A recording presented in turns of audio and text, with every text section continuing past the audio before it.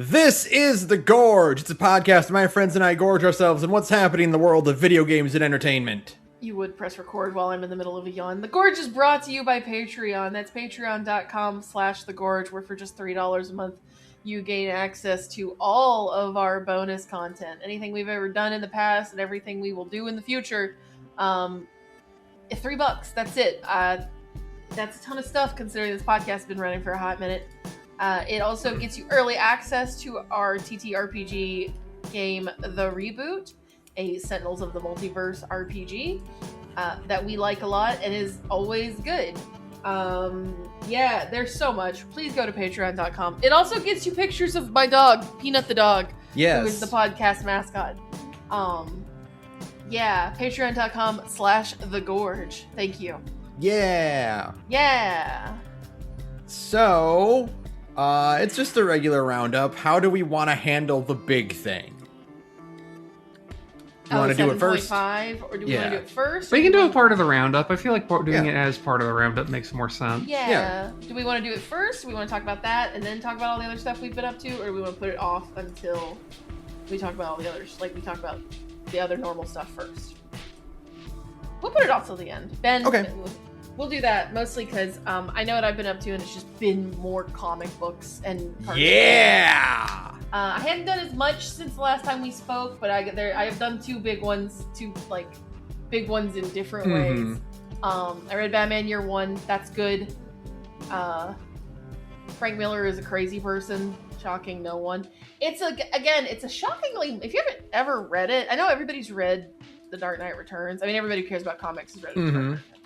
And it's good, but I love its old art style, but it is an art style from the 80s, affectionate, right? In a good way. But Year One, it's to me the craziest thing about Year One is that it came out in 1986, and the art is it feels so modern. It still feels like a book that could have come out this week. Right? Yeah, for sure. It's very clean inking and very rich colors. I know that these colors are new for the trade paperbacks, if I'm remembering correctly. They recolored the whole thing for the trade paperbacks to be a bit richer. Right. But it's still the ink work is very, very modern and very, very beautiful. I've just been flipping through it. I just really like the style of it all. It doesn't feel like something that came out before The Long Halloween, which is also... So this is... I'm holding the book in my hands because it's one of the handful of books that I purchased over the weekend on Saturday. This is kind of a setup for The Long Halloween. All the stuff going on between, with specifically how The Long Halloween is about Batman, Gordon, and Harvey Dent. That all gets set up in Year One, and I assume the subsequent Year 2 and 3. And how they kind of become a little trio until things go horribly wrong in The Long Halloween, right? It sets up Selina, it sets up Falcone and all of the different crime families in Gotham. I didn't realize that. That was really cool. Yeah, no, I liked it a lot. It's a lot shorter than I thought. I was actually kind of surprised by how short Year One is. It's very brisk. It's very funny how a lot of these most iconic things in comic book history, the things that everyone pulls from, right? If you're adapting a comic book story, you're gonna pull from Batman Year One, you're gonna pull from The Long Halloween, that kind of thing. They're 4 or 5 issues.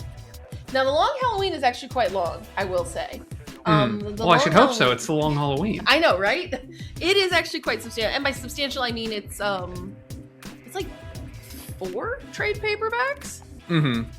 So it's actually pretty long. Yeah, it's 13 issues. in terms of all the other stuff that I've been reading, because I've been reading a lot of shorter things, right? For digestibility. I have much longer stuff on my list, but it's getting kind of kicked. I'm kicking that can down the road until I read some more of the foundational shit. But yeah, no, year 1 is a brisk read. I had that done in no time. It's really good. I like it. I like it a lot. But I also read Court of Owls, which has permanently rewritten my brain chemistry. It's so fucking good, like, because it specifically scratches like my kind of love of, I don't know, fictional city esoterica, shrugging motions. I don't know. There's a lot of like thought being put into the history of Gotham. It introduces a very funny character trait that I discovered I now share with Batman himself, which is being a trivia nerd about the town you live in. As Ben can attest to every time he's ever visited. I'm like, oh, that building was built in such and such, and it was this and that and this. And they, you come visit me, and I give you like a tour while we're just driving around town, right? Saturn's also been a little on the receiving end of it. That's right. That's right. That's like a recurring thing in the Court of Owls. So there you go. Where it's just like, oh, okay. Look, it's good for Batman to have Gap Moe. It's true. Absolutely. The most Gap character of all time. Yeah. You're telling me the rich man who lives in a cave just full of trinkets is like really weirdly specifically knowledgeable about shit? Yeah, owns. There's a really great comic or a page I've seen. I need to find, I don't know the context of it, but it's Batman and Green Lantern. They're in like they're in some kind of like ancient jungle thing where dinosaurs are walking around. Of course. And Batman is identifying all the different dinosaurs in the area, and Green Lantern is like, man, you sure know a lot about this. And Batman's like, yeah, I love dinosaurs. And Green Lantern is like, wow, Batman likes dinosaurs. And Batman goes, I have a giant T-Rex in the Batcave. And Green Lantern's like, oh, right. Yeah. Obviously. I realized I was saying this in the Disgorge earlier to like lovingly disparage everybody's favorite Deep Space Nine fascist Odo, but I do think they should canonize Batman being like weirdly knowledgeable about trains and varieties of trains. I wouldn't be surprised. Right? That guy should like you should have like a solid city block size of the Batcave as just the model trains room. Absolutely. Yeah. Batman, one of Batman, I've actually found the panel. It's so good. Just literally sounds like, so is this part of your like, you know, like crime fighting operations? Batman's like, no, I just don't have anywhere else to put these. Batman, like part of Batman's like overall like desire for vengeance and bringing Gotham back into the light is his desire to fix the inner city train system. Yeah, the true fantasy of Gotham is not that there is one good cop and that vigilantism solves any problems. It's that it has a functioning public transit system, unlike any average American city, right? The fun fact, speaking of Court of Owls and speaking of the dinosaur in the Batcave, that comes up. He uses that to stomp on somebody at one point. It rules. Hell yeah. It's really good. I really liked it. I really like that art. I really just kind of like the way it's all pacing. Again, you know, people are right. The second half of that story is a little weaker because like the labyrinth part, I bought the physical version of it because I wanted to do the thing where you turn the book around while you read it. It's really cool. The labyrinth part of Court of Owls is so solid and so horrifying that it's kind of hard to, you know, follow that up with anything. Yeah. The second half is still good. It's still cool, but that one glorious chunk right there in the middle justifies the whole book. I mean, genuinely, I think you should read the whole thing just for that alone. I'm going. The thing is, I think I said this last time, but like, everyone making suggestions to you for comics to read, Sarah, I'm also scribbling down. You're writing them down, yeah. Like, when I get paid next, I'm going to start buying more comics. Buy these. I learned at the comic book store that DC is really smart. They're basically ripping off manga in their own way. Thank God. Which is that they are taking their most popular old stories, they are printing them on cheaper paper in smaller sizes, and they're selling them for $10 a pop. Oh my god. Marvel used to do that back in the early 2000s, because I remember you could get manga-sized versions of the Runaways. Yeah. Also, just straight up, like, and I know I've said this before, and it's maybe the most obvious thing in the world, I do really need whichever of the two big comics publisher is the first to go, we've made DC Jump, or we've made Marvel Jump. Mm-hmm. Here's our weekly publication with non-color print on cheap paper or whatever of just like stuff that's ongoing. They honestly... they'll reclaim the industry. They honestly... The cheap print that because I bought... What did I buy? I bought All-Star Superman, which I haven't read yet, but I'm going to. And I bought the Court of Owls stuff, both in that format of like the cheaper printed version, because I bought like a handful of books, and those were way cheaper than the like big glossy. Like the big glossy trade paperbacks are nice, like they're good for collectors items. But those were cheaper and much more manageable. And honestly, you could just print. You could do like a DC Jump or a Marvel Jump in color with like the cheapness of that print, honestly. Because it's very, I mean, like that paper, it's newsprint paper. It's actually, I mean, it's smart. Yeah, it's really smart. You can print that in color. It's possible. It is funny though, because the like glossier like TPB paper that usually gets used is better for printing solid black than newsprint. And the Court of Owls is a very dark comic book, literally. Like, it's a lot of black. So I had to, like, read that comic in the brightest possible light so I could kind of distinguish details and stuff. It was a comic made to be read at a larger format with richer colors. But it's okay. I still think it's worth it. I still think it's a good way to sell comic books to people. And you can just get, like, you know, you get all of it just in one nice little book. It's, like I said, it's really smart. Yeah. So, yeah, that one's really good. I like it a lot. It has an interesting plot twist at the end of it that I don't know enough about comic books to know how other people feel about it, but the way it's handled and written is like, okay, I think that's interesting. So that's fine to me. I'll let you know when I read it. That's really good. And I think that's it though. Unfortunately, what did I buy? I bought Court of Owls, I bought All-Star Superman, Oates bought All-Star Superman. I bought Year One, Court of Owls, Death of the Family, which is a Joker book that Oates read before me because I was busy reading other things. And she said it's fine, but it has a really good ending, so that kind of justifies it. I'm like, okay, cool. I'll go read that. I bought a collection of stuff by Darwin Cook that has Ego in it because I like Darwin Cook. I feel like I bought one other thing. Where's that picture I took? That might be it. It was like 5 things. Yeah, that was it. Okay. It was good. I would like to buy more. I was devastated to learn that my childhood comic book store had to move after 30 years. I literally drove because it's been there since 1992, right?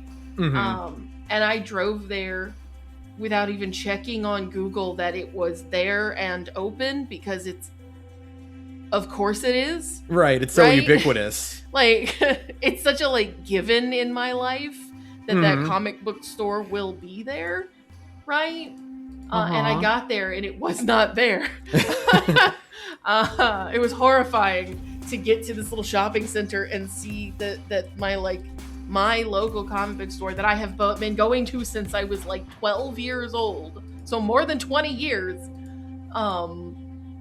was no longer there. And I like frantically Google it. They moved 35 minutes out of town. 25 minutes. So now it's like a 35 minute drive from my apartment to where they are now, instead of the brisk, easy little 10 to 15 minute drive that it used to be. Right? Yeah. Brutal. It's a cosmic law. Yeah. the good comic book store has to be at least 25 minutes away. It's true. And like there is another comic book store like really close to my apartment, but they're so bougie. It's a comic book store / tattoo parlor, and very obviously the tattoo parlor is the bigger part of their business, right? Cuz like okay, And that's brutal because tattoo parlors are not a high margin business to begin with. Yeah. No. I mean, like, and it's quaint to be like, oh yeah, it's a comic book store and a tattoo parlor. It's like, okay, that's cute, but like, and they have weeklies for sale. You can have a pull list. They'll do all of it, right? But in terms of their collection of like trade paperbacks, like the big thick ones, it's not large. It's very like it's okay. So before we went to the bougie one, we made the long drive to the store. 35 minutes away now, right? That store, he has had the same inventory since 1992 as well. Because when we were digging through those books, we pulled out things that were clearly 30 years old just by like the texture of the paper and the wearing on the cover, like stuff that's just never sold. Right. And I mean, Paul has everything. Paul has fucking everything. And if he doesn't have everything, then he's got volume 2 of everything, but not volume 1. Goddamn. Yup, that's gonna be a problem going forward. Yes. Trust me. So much of that. Do you know how long I've been looking for volume 2 of Renew Your Vows? I'm so sorry. It was a mess. But I love the mess. It is massive. It is like the store, their new store is also big, and it's also extremely cluttered, only slightly more navigable than the old store, which I have posted pictures before of what the old store looked like. It was a hazard. The old store, Saturn, I don't know if you've ever seen these pictures. I hope I saved them. I don't think you've sent me those. Okay. How does it compare to the bookstore we went to? Similar, but more dangerous. Yes.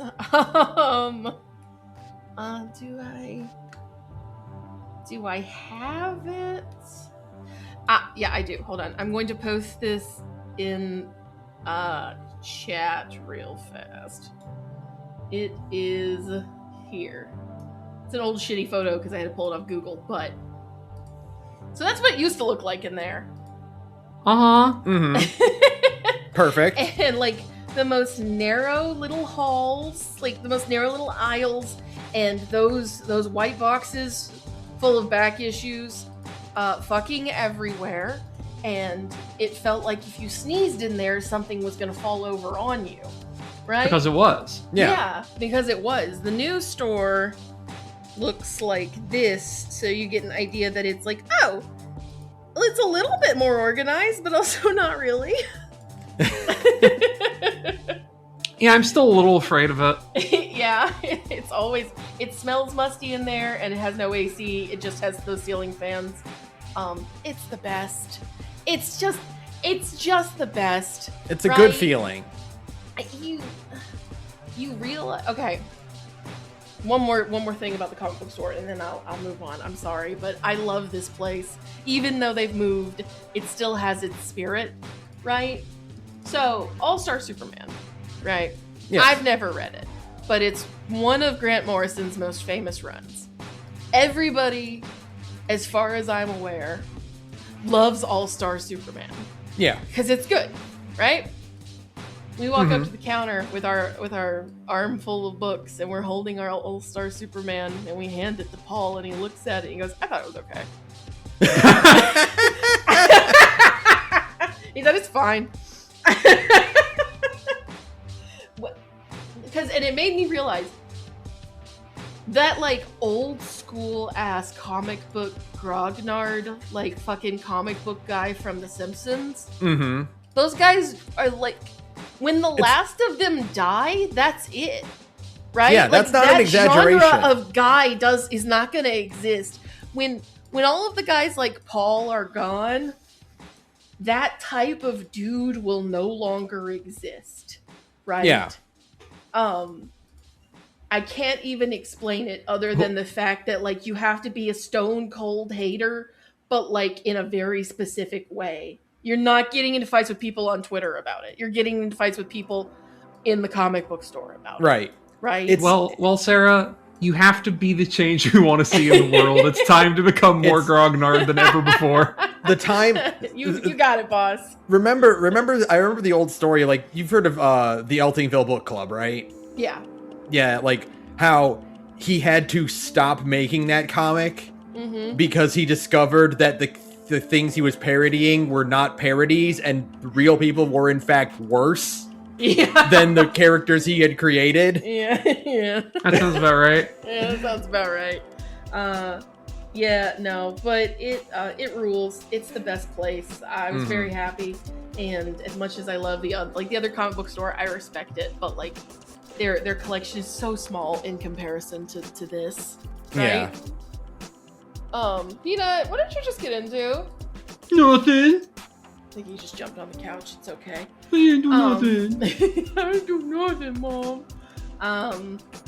But yeah, no, I continue to have a good time reading comic books. It makes me happy. They're really fun. I'm so glad. Been so fucking vindicated after, like, the years and years of knowing each other. This is like a victory lap for Ben. After almost 20 years. Yeah. I finally have someone else I can talk to about comic books. And it's me. And I do really like that I'm a Marvel guy and you're a DC girly. Of course. How else could it have gone? Right? 20 years of waiting for me to get into comic books, and I picked the wrong one. No, but thematically, you picked the right one. I know, right? Like, now it feels more correct this way. The permutation is complete. Absolutely. Yeah. Speaking of which, we also finished Justice League and Justice League Unlimited. We did all of Justice League Unlimited Season 2 in a day because it's that good. I'm so happy. It doesn't take long. I mean, it's 13 episodes at 22 minutes a pop, so it's very brisk. But Justice League Unlimited, or Justice League Season 1 is really bad. It's...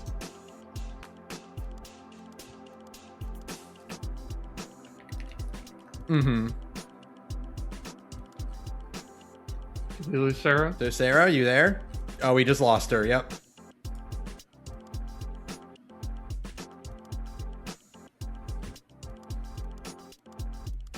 Oop.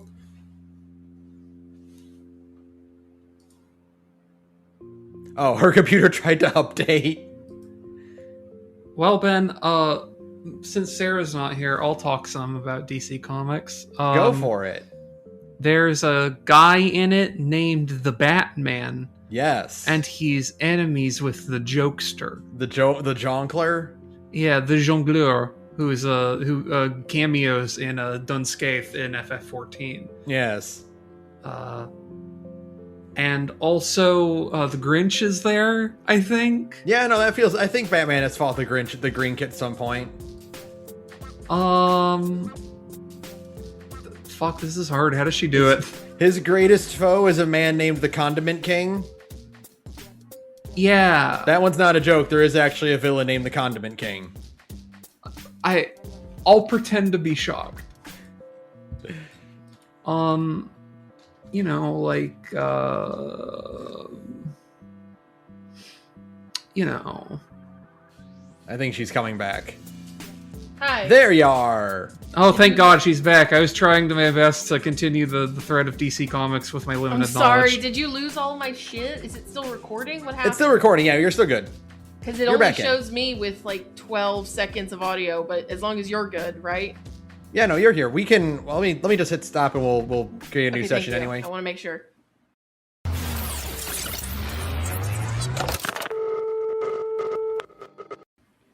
Okay. Anyway, you were talking about Justice League Right. and how the first season is bad. The first season is probably the most mid thing in the DCAU by a mile. It's just not good. There's really no episode that stands out as like good other than maybe the Christmas episode. Oh, I love the Christmas episode. That was all-time classic. The Christmas episode might be in season 2. No, that's in season 2. It's in season 2. I'm a fool. So yeah, there's no good episode in the first season of Justice League. It's all bad. And then season 2 is so good, it's kind of crazy. And then season 1 of JLU is like fine. It's fine. It's good, but like, you know, it's just kind of fine. Mm-hmm. Right? Like, it's enjoyable. It has its good moments. It has a lot of like neat bits. Unfortunately, it is overshadowed by its big dick brother, aka Justice League Unlimited season 2. Holy shit. That show starts, well, there's an episode, and then that season starts with back-to-back bangers of For the Man Who Has Everything, Kid Stuff, and This Little Piggy, just back to back, right? Mm-hmm. Which is fucking crazy. For the record, For the Man Who Has Everything is the only adaptation of an Alan Moore story, like DC story that he likes. Actually, I think it's the only adaptation of any Alan Moore story that he likes. Yeah, the only thing. I see. Yes. And it's really good, even, I mean, unsurprisingly, because even Alan Moore likes it. To the point, by the way, it's the only thing outside of the movies From Hell and The League of Extraordinary Gentlemen to have his name in the credits. Yes, everything else he's like, no, I don't want my name on the credits. I don't want to be associated with this. But For the Man Who Has Everything, he not only likes it, he wants his name on it as like the guy who, you know, that the screenplay is adapting. It is great. And George Newbern, it's the only episode of anything in the DCAU that even got me to tear up, like, at all. No, wait, there's probably one other, I think, in Batman, but that's to be expected. Yeah. But, like, George Newbern is so good in all of it, but especially in that episode, because it's the bit where he has to tell his fake son, I can't even talk about it. He has to tell his fake son that, like, he knows this is all a dream and he's so sorry and he'll never forget him. And it's so good. Oh my God. It rules. It is such a good episode of, like, just, like, comic book storytelling. It's awesome. Highly, and then, like, Kid Stuff is good because it's the one where they obviously all get turned into kids. And it's hilarious, and it's just so charming. And then This Little Piggy is the one where Wonder Woman gets turned into a pig and Batman has to sing. And Kevin Conroy is the voice of a fucking angel. I'm so mad because there is a bit that, because of the bat embargo, did not get to go into that episode. What? Which is a cameo of the Joker, Harley, and his crew plotting a scheme, and then Batman walks past them in the alley holding the Wonder Pig and talking to it. And the Joker just throws his plan away and walks off. That's so good. We were fucking robbed. We were so robbed. Yeah, because there is no Joker in that season, like, at all. Basically, after, because, like, season 2, he's in like a 2-parter, but that's it. No, they could not use any Batman characters for crazy, like, licensing reasons, horseshit reasons. Yeah, absolutely.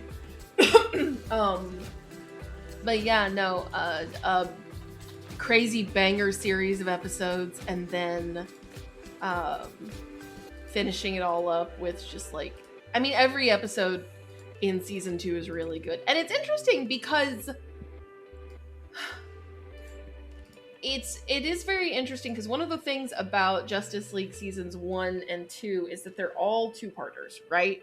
And part of what makes the first season of Justice League kind of bad is because this is a writing staff that clearly learned how to write an extremely brisk 22 minutes of TV. Right? And now suddenly they're being given all of these extra pages in a script. And like, there are so many episodes of that first season where if it had been one episode, it probably would have been good, but it's so boring, right? Because they're just, they're like, oh my God, how do we fill all this time? And then season 2, they are given a proper, you know, like they're given another 26 episodes and they all have to be 2-parters, but they clearly listened to like all the feedback and like backlash because everybody jobs so hard in season 1, literally except for Batman because he's Bruce Timm's favorite Pookie mood. But by season 2, they're like, oh shit, we probably shouldn't have everybody job constantly. And also, we should probably pace these things better. And then they did, and season 2 is a fucking banger. And then you go back, interestingly, to Justice League Unlimited season 1, where it's all, except for the finales, it's all single episodes. And it again feels like they kind of stumble because they got used to having so much time, and now they don't have that time anymore.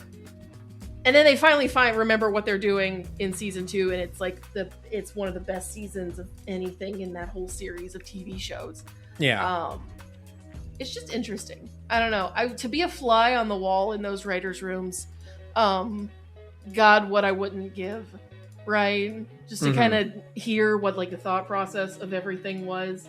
But yeah, JLU is really good. Season 3 is fine. It's fine. It's kind of hard to follow up the incredible highs of season 2. Right. They have the finale though, so it's good. I that really show like, is carried super. That third season is carried super hard by its final episode. I like that season 2 is this very like politically guided storyline of conspiracy, intrigue, manipulation, and all that. Sure. It's all very... Who gets to hold the reins of power in a world where, like, there are literal gods, right? And you just kind of have to make peace with that. Yeah. And then I really like season 3 for having Lex Luthor form a band of supervillains that lives in the swamp in a big Darth Vader hat. Yeah, they literally live in the fucking Legion of Doom building from Super Friends. Yeah, you get both in this show, and and I'm happy with both. Yeah, season 3 is fun. Like it's a lot of 7 out of 10, 8 out of 10 episodes. Season 3. It's a victory lap. It's a victory lap. If you don't think of it as like a continuation of Justice League, if you think of it as, well, we got extra time, now we can do fun ones. We can do goofier ones, we can do more fun ones. Yeah, it's fine. And it ends on an insanely high banger note of World of Cardboard and Lex Luthor defeats Darkseid. Which kicks ass. I had to put on my power suit and he put on a fucking like business suit, right? Right. Great moment. Great bit of cartoon writing. And then it's over. Now it's all over. And then it's over. I'm out of... There's... You technically have Static Shock in the Zeta Project, but... I have heard Static Shock is really good, so I Static Shock is very back good. To it. Zeta Project probably will never watch. Yeah. Static Shock is the one of these that I would always, when I was a youth, make time to go, oh fuck, Static Shock is on. Well, I didn't say that because I was like a child. I was like, dang, Static Shock is on. Static Shock, it is very good. And like a lot of, Bruce Timm's amazing work, they do a lot of getting into topics that you would not expect a children's show to get into. Sure, absolutely. And having like a really nuanced take on social or political incidents that might be happening to, say, a black kid growing up in an inner city environment. Yeah, I love that shit. It's the only reason we skipped it is truly because it starts out really disconnected from the rest of DCAU and then gets folded in. It technically was not supposed to be part of it, apparently. There's season 1 has characters talking about DC heroes as if they're comic book characters. Yeah. So And and then- then season That's 2, so funny. yeah, and then Yeah, season and 2 is like, actually no, it's part of the DCU. Yeah. We changed our Actually, mind. no, yeah. We want to put Batman in the show, so we we're won't going to put do that. Batman in the show because we got to put Batman in the Batman cartoon series. Yeah. So we will go back to it at some point. I would like to make time for it, but that's why we skipped it. It's just because it starts out really disconnected, and the actual continuity of the DCAU kind of works like that. Honestly, Jonix has been talking about over on Big Gay Nerd stuff about saving Batman Beyond for last, and frankly, No, that's the wrong idea. I understand they're doing it because of like nostalgia reasons, because Batman Beyond is their favorite. I get that. Mm-hmm. The problem is that Batman Beyond's last episode is just like nothing. It's just like it just ends. The show just kind of ends because they expected to get more and then didn't. So I guess you could watch Batman Beyond. You watch all of Justice League, right? And all of Justice League Unlimited, and then you stop before epilogue and you watch all of Batman Beyond. And then you watch epilogue, and then Batman Beyond gets a proper finale episode set inexplicably 15 years after the last episode of Batman Beyond. Yeah. Yeah. I don't want to talk about it forever, but I could. I really could. Maybe someday we'll just start talking about comic books more often. Yeah. Oh yeah, for sure. Don't worry about it. That day is coming. Once you look forward to the new Patreon show after we all get tired of running TTRPGs. Yeah, for sure. Just have to do something to talk about fucking DCAU some more, because it's really, it's really good. No, the thing is, I talked about it a while ago. Where like I might start Samurai Jack after I finish Lower Decks. Yeah. But now I'm like, what should. if I did Justice League and Batman Beyond? At least Justice League and Batman Beyond. You should do all of it so I can have somebody. I have an excuse to do all of it again too. Now that I'm done with it all, I want to do what you do with Star Trek and just put all of it on in the background at work. Mm-hmm. Just pick a random episode and go. Yeah. Because like, why not? Mm-hmm. So yeah, it's Well, I will say, with the pace that I'm going, the next Voyager book report will be the last book report. No! I'm like halfway through season 7. Oh it's over, but the crime. Well, but the Lower Decks. I still have that to go through. True. You're based on Sarah's experience, you are going to find that passes very, very, very quickly. Yeah. And then no time. Honestly, yeah, I do want to do DCAU stuff. Sure. But honestly, I might throw on the Orville. The Orville looks good. I keep getting fed Orville clips in my YouTube shorts. I saw that one cigarettes one. I'm like, man, I don't know. I know it's like Seth MacFarlane or whatever, but maybe he just has his fingers on the pulse of what Star Trek sounds like. So here's the thing: is that the Orville is Seth MacFarlane is a huge fan of Star Trek. Yeah. Like he fucking loves Star Trek. Unsurprisingly, he wanted to do a Star Trek show. He was like, hey, can I produce and direct a Star Trek show? Like, he went to Paramount and said, hey, can I do a Star Trek show? And they said no. And he said, all right. And then he changed all the names in his script. Yeah. And he created the Orville. And the Orville is, apparently from what I've read, is a trick where the first season is, haha, funny Star Trek joke episodes. And then season 2 and 3 are, no, we're just Star Trek. It's just 90s Star Trek. Now. Yeah, I mean, like it's the same tone.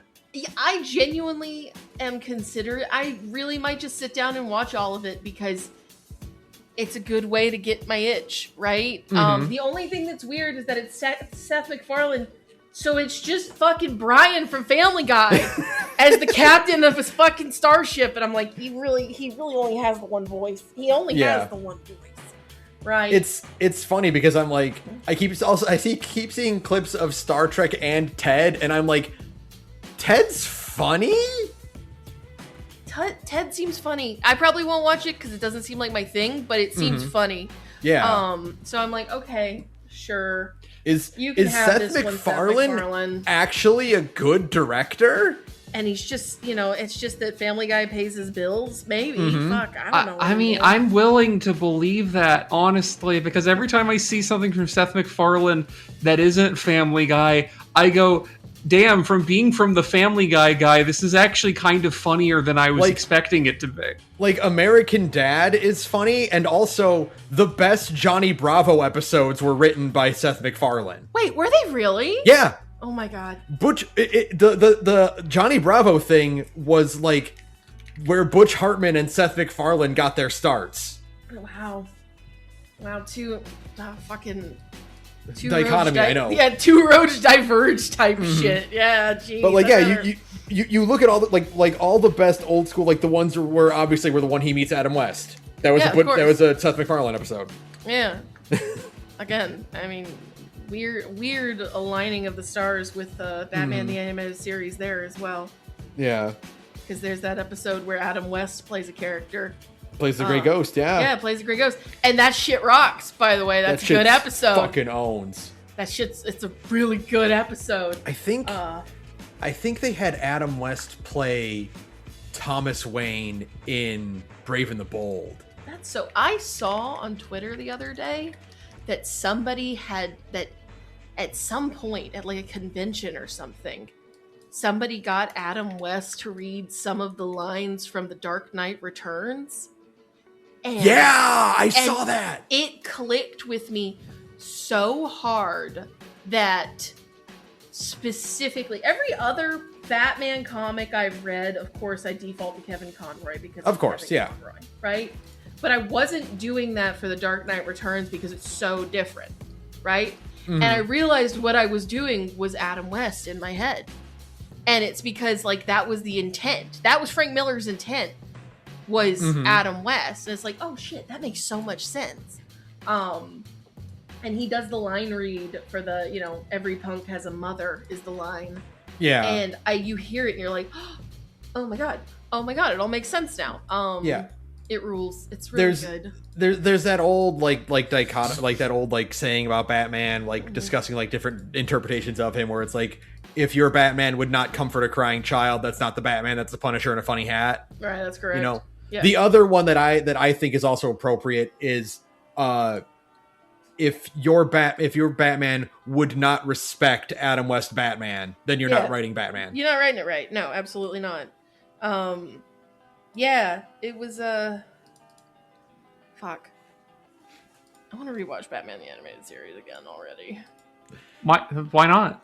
Yeah, what's stopping you? You Nothing. now have the ability to just second screen Batman. That's true. You can second screen the entire DCAU now. I don't think I could second screen it. I feel like I would get even less work done than I already do. And be sitting here all day. It's like da. No, but what were we talking about other than getting distracted by talking about comic books some more, like always? Well, I can go into my stuff then. Yeah, do it. Because I was going to talk about Voyager. Yeah. Halfway through season 7 of Voyager. Oh my god. There's a couple really good episodes in this one that I've seen so far. I like the interplanetary race episode. Ooh, yeah, I like that one. That one was a lot of fun. That one's fun. Where Tom and B'Elanna finally get married. Yeah, that one's cute. I like that one a lot. Yeah.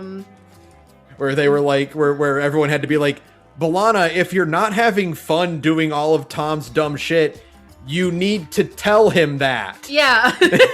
Don't just stew in it. Yeah, absolutely. Yeah, like this is kind of on you for actively encouraging him to do all this dumb shit. Yeah. Like if you're not enjoying it, you can tell him.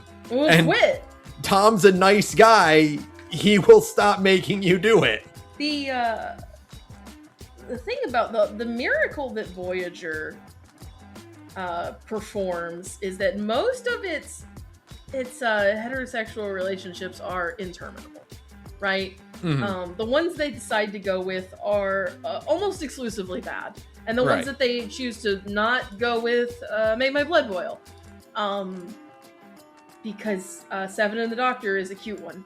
Yeah. If you're going to make poor 7 of 9 participate in comp het, then might I suggest Robert Picardo as like the most odd couple pairing of all time. I think it would be nice and cute. They have a lot in common, as it turns out. But no, we can't have that. But the miracle, it's like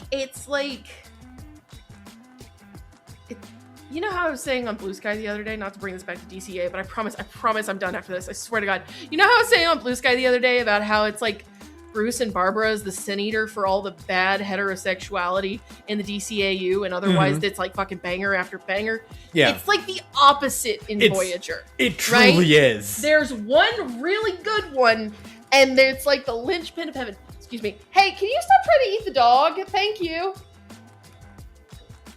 The cat likes to lick the dog when he wants food. So I assume he's trying to eat Peanut. So I mean, that's what you do with peanuts. yeah, exactly. Yeah. But yeah, no, Tom and B'Elanna, perfectly fine. Actually quite good. Which is weird because when they first introduced it, I thought surely to God not. Yeah, right. Like, there's no way that you're insane.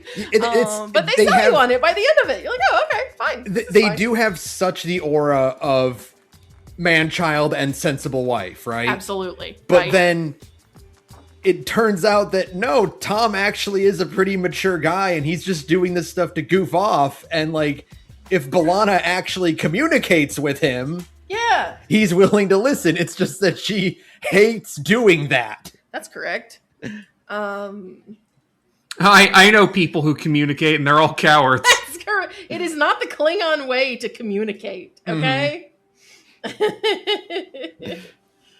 Oh man. Like speaking of, I had the episode where they're like, B'Elanna's pregnant, yay! And she's gonna have a Klingon baby, and she's like, I need to perform illegal genetic surgery to get rid of her Klingon traits. And Tom's like, that's fucking crazy. You're not doing that. No, we're not doing designer baby eugenics shit to our baby. Have you lost your mind? But what if you leave me like my dad did? And Tom's like, I'm not gonna do that. Yeah, it's really good. It's actually surprisingly good. Yeah, I like it. I like that. I actually like that pairing a lot. It's shockingly. I mean, I still think it should have been Tom and Harry, but you know, if you're gonna make me endure a heterosexual relationship, at least you did it good instead of bad.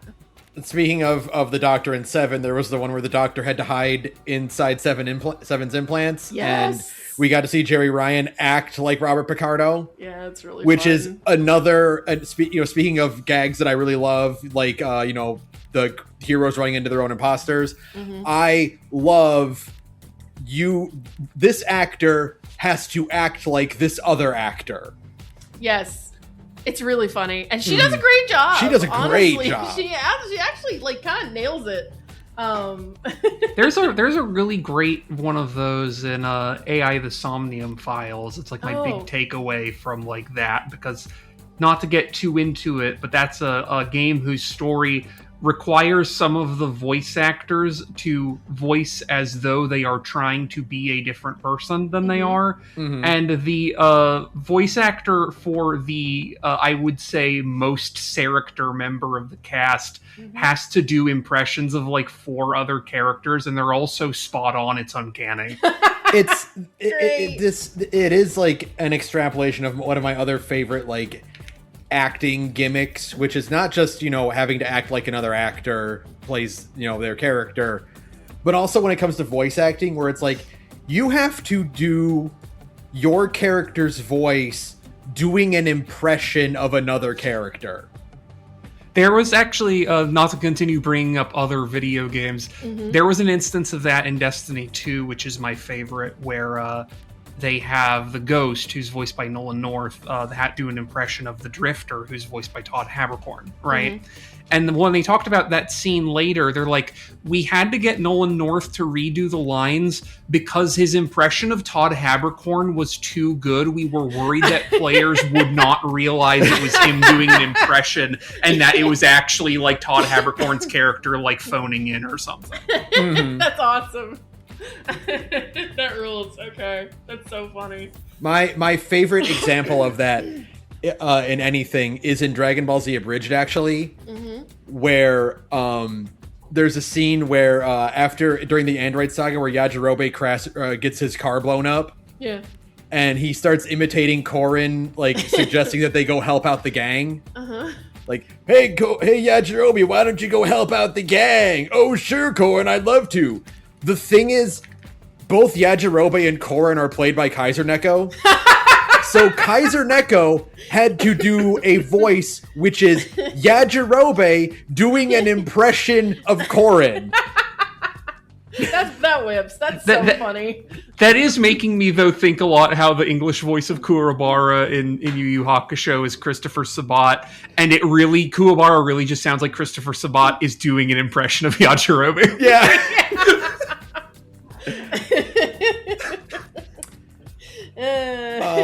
Let's see what other good episodes were in this bit.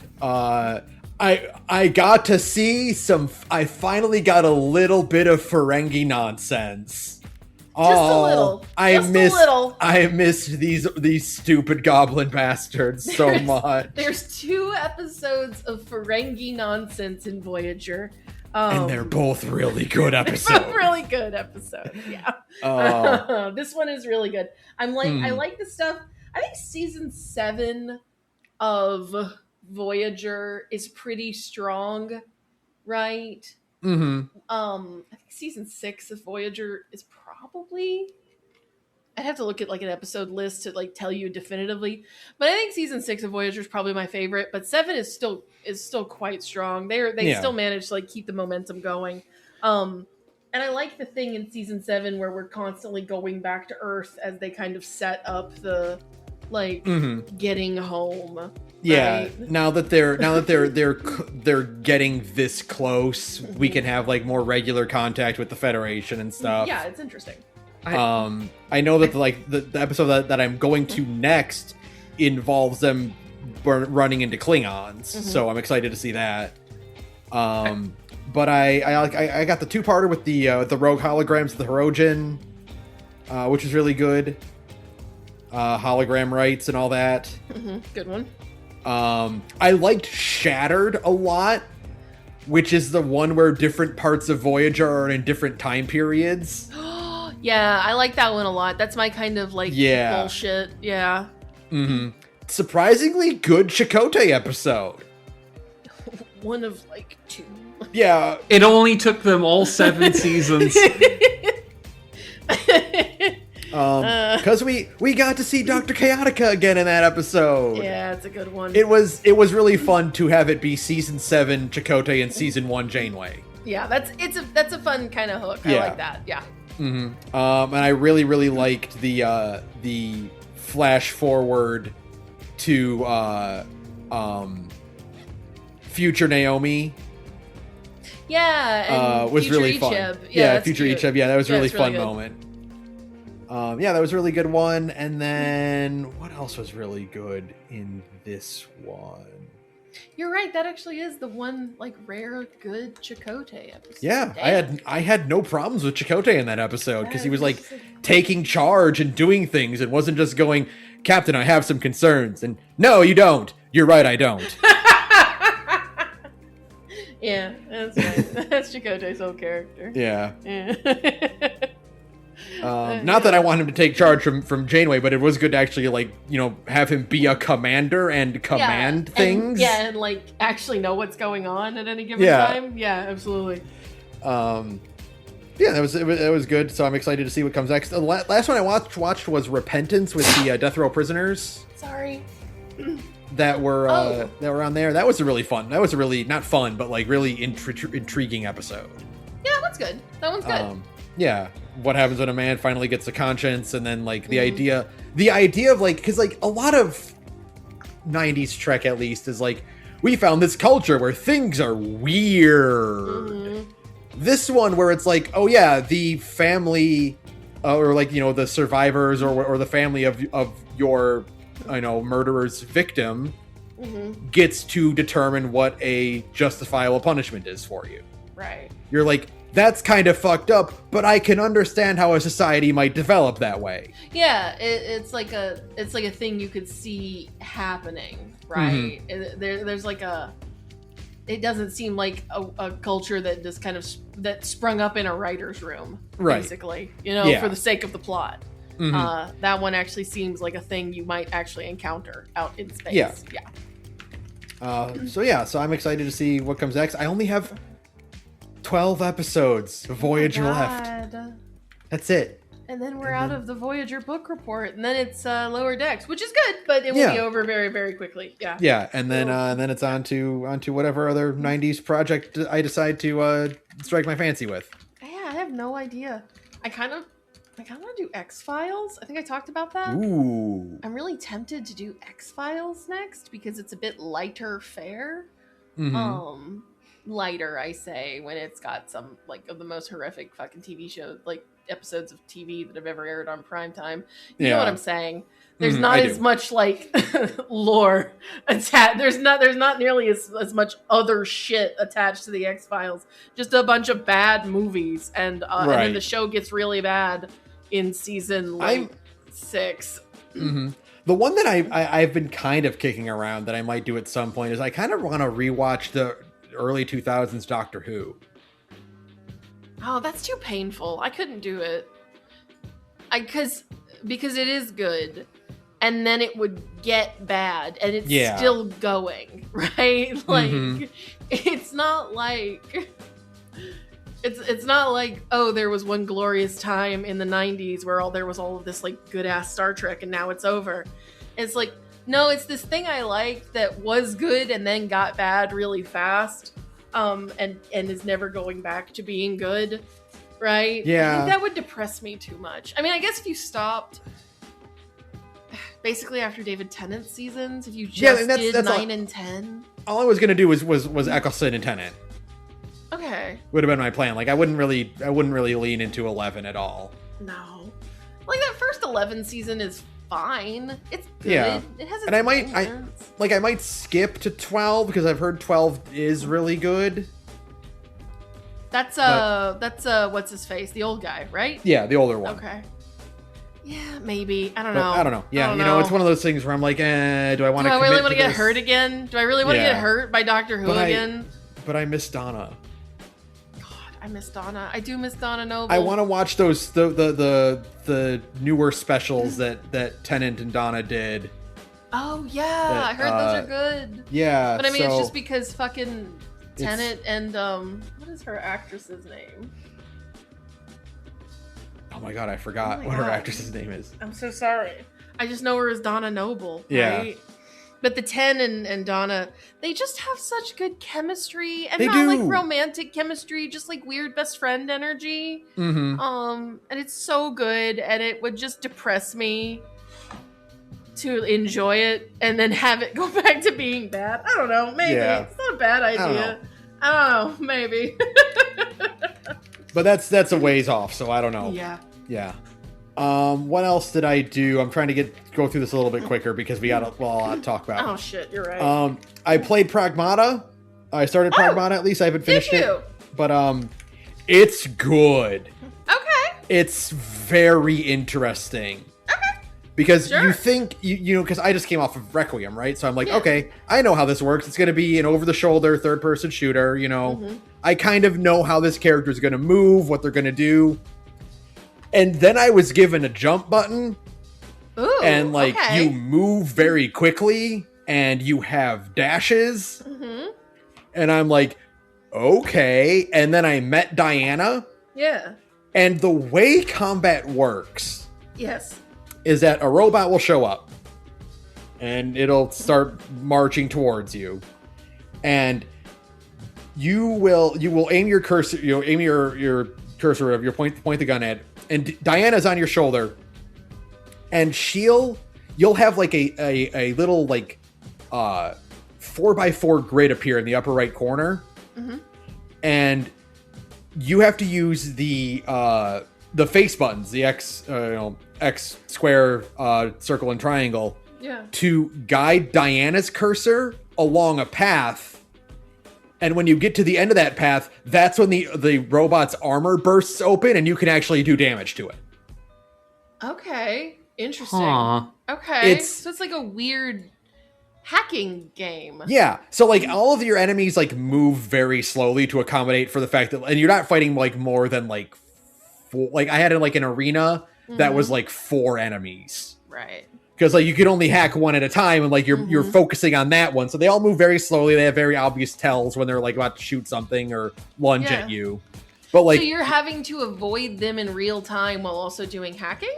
yeah, exactly. Interesting. Okay. Yeah, and it's really it's really like a unique battle system that I haven't seen before, and like. You do have to do the hacking. Like it's not like, oh, you get like a 1.5 damage increase. It's like, no, you just don't deal damage unless you do the hacking minigame. Huh. Oh. I might give that a shot. Yeah. I was thinking the other day about how like Pragmata is a game that like somebody called it a Capcom 5 ass game, and I knew exactly what they meant instantly. And they're right. Right? Right. Like that is a Capcom 5 ass video game. You know? Yeah. So yeah, no, it sold well because it's a $60 video game instead of a $70 video game. Imagine that. Yeah, who would have thought? Hugh and Diana are adorable together. Sure. This is continuing what Bonanza started in the Glad Dad genre. No, I've seen it. The smarter description I've seen of that game is that's an uncle game. It is, yeah. You're playing somebody's uncle. They're very cute, like right out the gate. Like yeah, sure. And it's fun. Like there's a lot of fun little back and forth between them. They do a lot of really cool things. There was this great moment that I had. Like there's a mechanic in there where if you get hit with like a heavy attack from a more powerful enemy, what happens is Hugh gets knocked over and Diana falls off of, like, he's got like a little harness on his back that she hangs off of. She tumbled off of that. While she was rolling, she did like a desperation hack to stun the big enemy. Yeah. And so like it's like your like get out of jail card. That's cute. It happened automatically. It's like this really dynamically, like this like dramatically framed shot of her like falling off, doing this dramatic hack so that Hugh has enough time to pick her back up. That's fun. And you can resume fighting. It's like, holy shit, that looked amazing. Okay. Dang. All right. Well. Yeah. No, it's delightful. Sure. That game is sold well too, which is nice. It's nice to see like a new thing actually do numbers for once. Yeah. I'm still playing more Procopia. I played a little bit of New Vegas. Okay. And I hit a problem. Oh no. Where I have a bunch of quests that I can technically work on. Are you getting choice paralysis? Well, I'm not choice paralysis. I'm skill locked. What do you mean? Where I'm like, oh yeah, I just need like 5 more points in speech and I can make this check. Oh no, you're just gonna have to raw dog it, dude. You're gonna have to take it as it comes. That or you're gonna have to go find some fucking magazines, man. Yeah, and then I'm like, okay, but if I go and do this quest, then I might be gonna get enough experience to. Oh, I need 10 more points in hacking to actually pass this check. No, you're gonna have to just raw dog it and just take it as it comes, and accept the fact that sometimes it's more fun to fail. It's Elysium. It's more fun to fail the skill check. But I'm like, but it's only 5 points, and if I just get one more level, I can do it. This actually is a very interesting thing that Josh Sawyer has talked about in the past since New Vegas has come out, which is this idea that they didn't make failing fun enough. Like they understood that they kind of messed that up. They didn't make like they made succeeding a speech check just let you skip something essentially. Right. And they realized that of course, hindsight is 20/20. You make a thing and then you look at it later and you're like, I could have fixed this in, any number of ways. And that's the thing they realized is that they should have made failing more interesting. But you're just gonna have to raw dog those checks, dude. But I'm sorry. I just need one more bit of experience, bro. No. I'm good for it, I swear. No. I swear, no, just No, one man, more lane while fixed traffic, I swear. You're trying to what's the word? You're trying to generalize when you need to specialize, right? You got to pick a couple skills that you're really good at. I am specializing. Like, I'm specializing Allison in the 3 S's: sneak, science, and speech. Okay.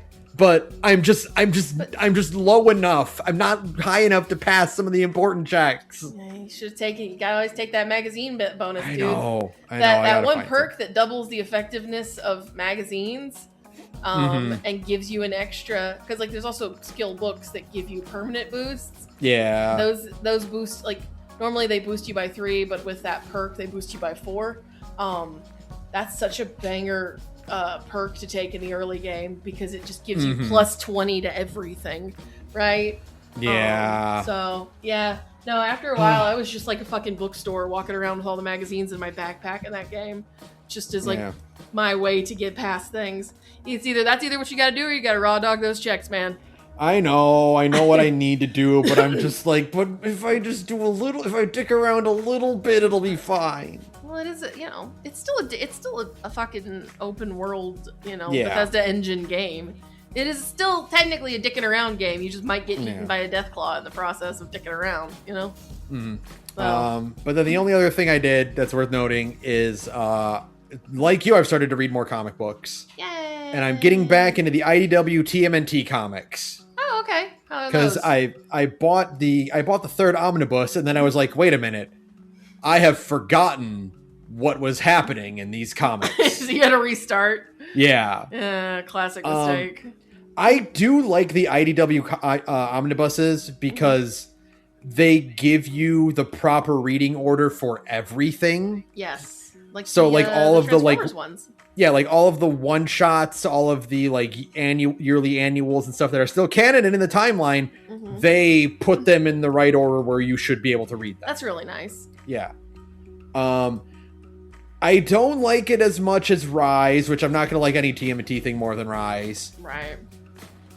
But it's still really good, and it's really interesting to like be reading about a character and then like have it click in my brain and go, this was a one-off character from the 86 cartoon. Yeah, that they've decided to flesh out to give us give him a bigger cast. Yeah, like they have decided to turn into like a real thing with like depth and growth in it.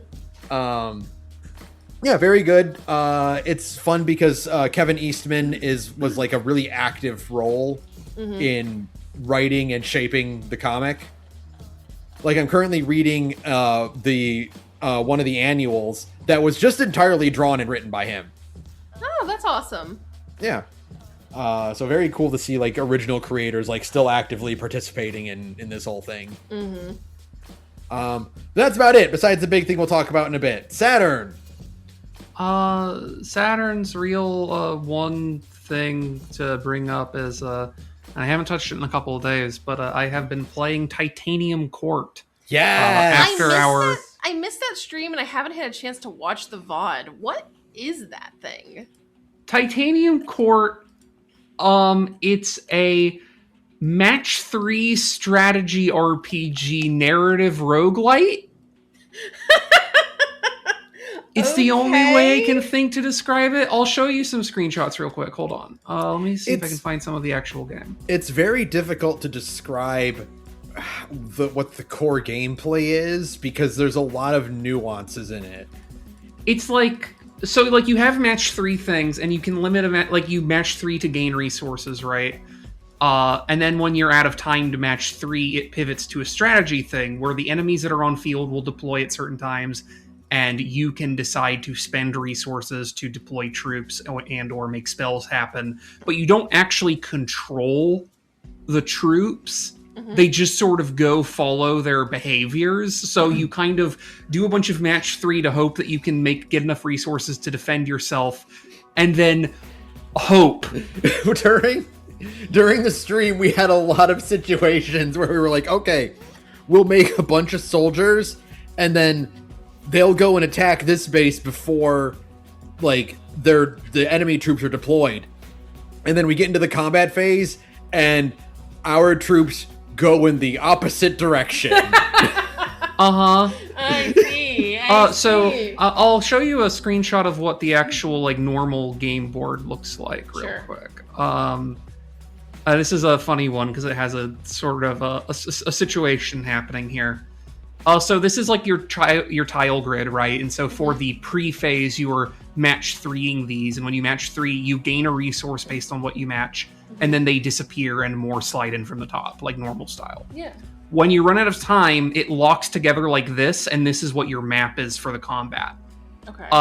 You'll notice this bar. That's the shows when troops deploy, and then also like how much time is on the thing. Basically, like once the timer on that runs out, then you'll have endured the wave, whether you are alive at the end or not. Okay. This particular screenshot, I have used the charm spell on a wormhole, which I have, which is basically an enemy castle that no matter when you match it, it will just absorb all the troops that were in the castles and not clear the board.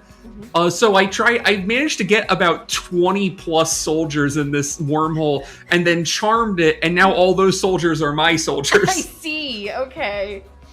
So that's a particular weird thing. And then between that, there's like a visual novel component, and it's also very... Here's a screenshot of I have at this point in this map encountered a mysterious sign, and my fairy courtiers are not sure what it is, so I'm attempting to explain it to them.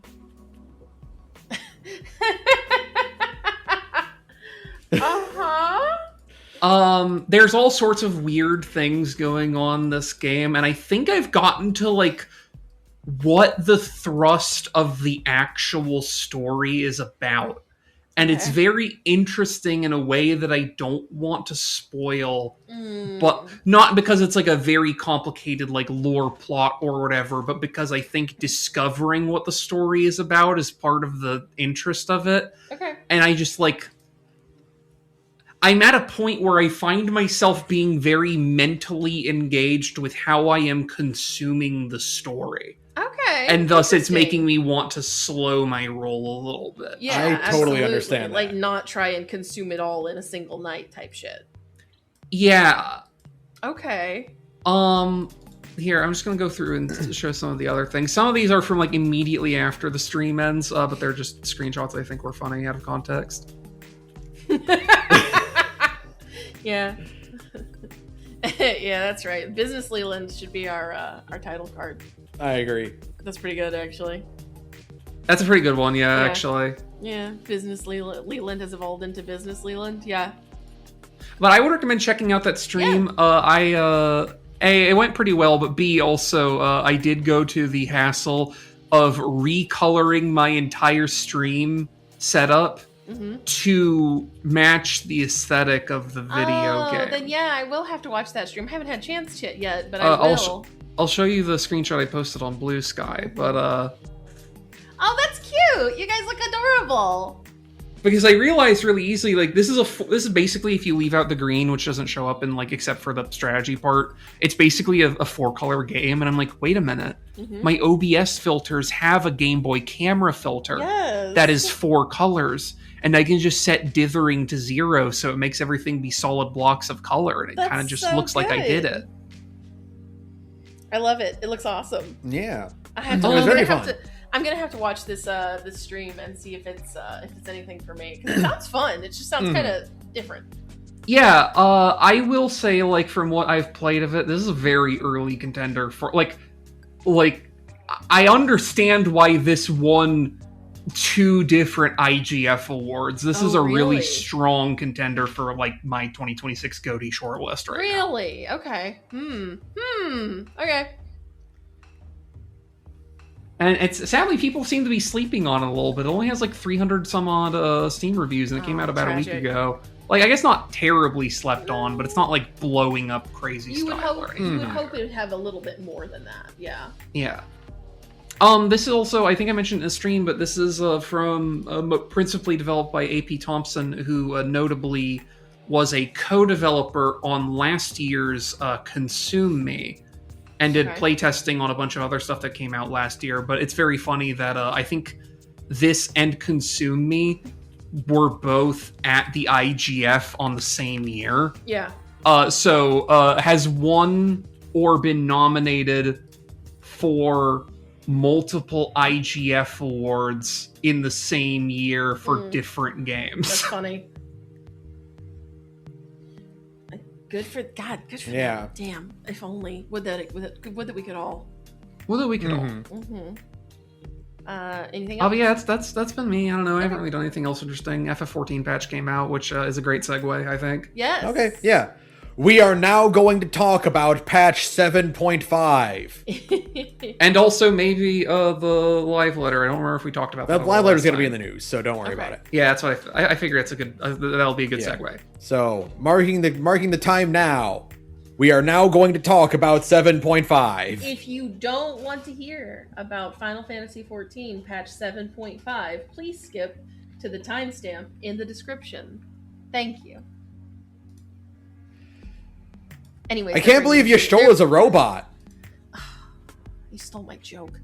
Anyways, they're bringing Xenos back. Please look forward to it. It's gonna happen. That was mean. Homer was being rude. The scream I scrumped when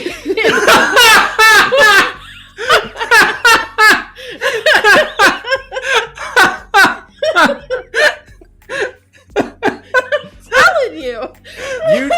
What a dick move from her. The noise I made can only be described as like a sort of like. See, I saw someone post like a screenshot of his scythe like in the on the moon's surface, and I was like, yeah, people are being animals about, and like I can't blame them. People are being animals about spoilers about in this patch, but I think it's just because it's so like shocking. It's just so shocking but that like, nobody knows how to contain it. Right? But like what I thought, like, oh, we're gonna go stumble upon like a place where Xenos was like, we encountered Xenos on the moon.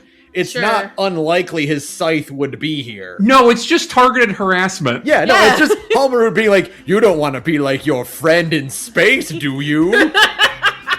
And I'm like, Homer, I'm gonna put you in the biggest locker. Homer, I've been watching you, and I see the way that you keep looking up at the moon in a way that is dramatically similar to the way that he did in past expansions. And I'm just saying, I'm like that reaction image of that dog. I know what you are. I know what you are. I know what you're doing. And Yoshi P wore a shirt on stage with Ridditon on it, admittedly, but it says "Guess Who's Back," and then also he very explicitly said, "Stop asking me about Xenos." Yeah, he's tired of talking about Xenos. So I don't know. Plus, this is like there are no less than. No, we're not, Rachel. It's already 9:00. Sorry, hold on. No, I don't think so. We're not on there. Anyways, this has been a weirdly Shinryu / Xenos focused patch cycle too, because there's Shinryu is the Unreal, and there's a Shinryu in the FF11 raids, and then they do the thing with the fucking scythe and what have you. And then Yoshi P specifically talked about long hair and butt sliders. Yeah, it's really funny. In his stance of don't ask me about Xenos anymore. Yeah, because everybody wants butt sliders and everybody wants much longer hair in character creation. And he's like, I guess I'll see what I can do. But yeah, there's other stuff in this patch, I guess? It's a Garlemald themed dungeon? Yeah, Garlemald themed dungeon was good. Actually, you know what? No. It was fine. The fights are a little lower octane than I was expecting. Look, we gotta give a shout out to our boy Chort. Love Chort. Do love Chort. They imported the generic fat guy enemy who is in literally every 7th gen video game. They made a whole boss out of him. Yeah. Listen, the thing is about Chort is that I love Chort. He's a big boy. I love him. He's great. We did not, when he's doing his rolling attacks, we did not have to kite him into smashing into a conspicuous pillar where he gets stunned and we can do heavy damage to him. And he doesn't laugh and slap his belly. Yeah, so they missed a little bit, but like if they were to patch those in, Chort would be 10 out of 10. best sub boss. I did finally figure out what's up with that one move that the final boss does that we can't figure out the thing. What is it? You have to run away from him specifically. From him. Yeah, it's you run away from him and you don't get tethered if you run away from him. Oh, okay, interesting. Okay. Because I watched and I saw people run directly away from him and then get the check mark and not get looped. Okay. So they just want you to make distance. I do have another contender for potential title card, by the way. Mm-hmm. I'm waiting. It's pretty good.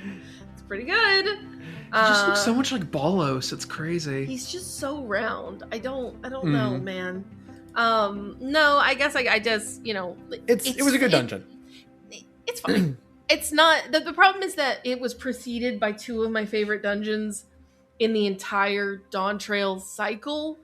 I really like Meso Terminal and I really like Mistwake. Both of those are fun and high octane, and Meso Terminal in specific has that second boss fight, which is one of my favorite things they've ever done, which everybody gets their own boss to fight. I don't know. I just think that's that was fun. a really fun thing. And they need to bring that back in the future because it's just fun. It's cool. That feels like the kind of thing they're testing the waters for. Can we do this on our current move set with the understanding that it will be possible to do this more frequently with the evolved stuff in the future? Yeah, absolutely. I really hope they bring it back because it's a lot of fun. It was, this was definitely not my favorite dungeon in Dawn Trail or in the patches at all. But it was really cool. I wanted a dungeon that's set in the ruins of Garlemald. Yeah, in the actual city ruins, you can explore those a little bit more. Yeah, totally. Yeah, I get so that. it was really... I come away from it a little more positively than I do some of the other too easy Endwalker and Dawn Trail patch boss cycle things. Not because it's particularly stylish or anything else, but just because at least if they realize like, well, this one's going to be boring, so it's also not going to be very long. No, it is. Yeah. I did notice all of these bosses seem to not have very much HP. That is a brisk dungeon. It feels like quick dungeon. Yes. Yeah, it feels like they wanted to get it out of the way, and you know what? That's a point in its favor because like if absolutely if our boy Chort took a while to defeat, I would not be fond of him. No, Chort is a very brisk fight. Yeah. He's only got like 3 attacks. Yeah, he's only got 3. It's very like it's all very kind of concise. I like it. I thought the trial was again fine. Yeah. Straightforward, pretty simple, but fun, enjoyable. It was fine. It honestly feels a little too easy to read. Is my only complaint about it. After like Hell on Rails is so much fun. Hell on Rails was so good. Hell on Rails kicks ass because it's so ridiculous and so like high energy, and you're jumping up and down. They're doing a lot with like changing levels in boss fights now because they also do that in the FF11 raids. And I don't know, it's just fun. They're clearly like trying to experiment with more interesting things. Dog, you're not going outside. Live with it. And no, they're. I mean, like it was fun. I mean, I just think that like that last, the trial is fine. It's kind of a meh because it's the last trial of the whole patch cycle, and it's just kind of. Unless we get one with Hildebrand. Unless we get one with Hildebrand, which is not unheard of. Yeah.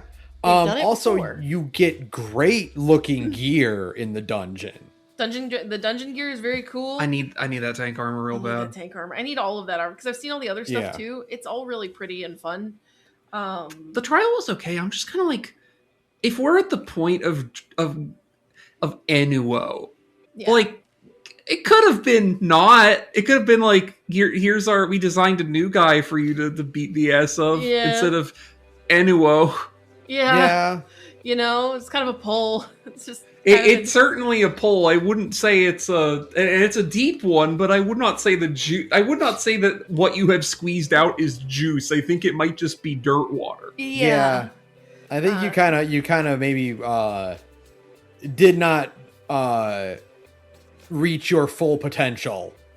Yeah. With this character. It feels very kind of like it's just fine. That's just kind of what it keeps boiling down. It's like, it's fine.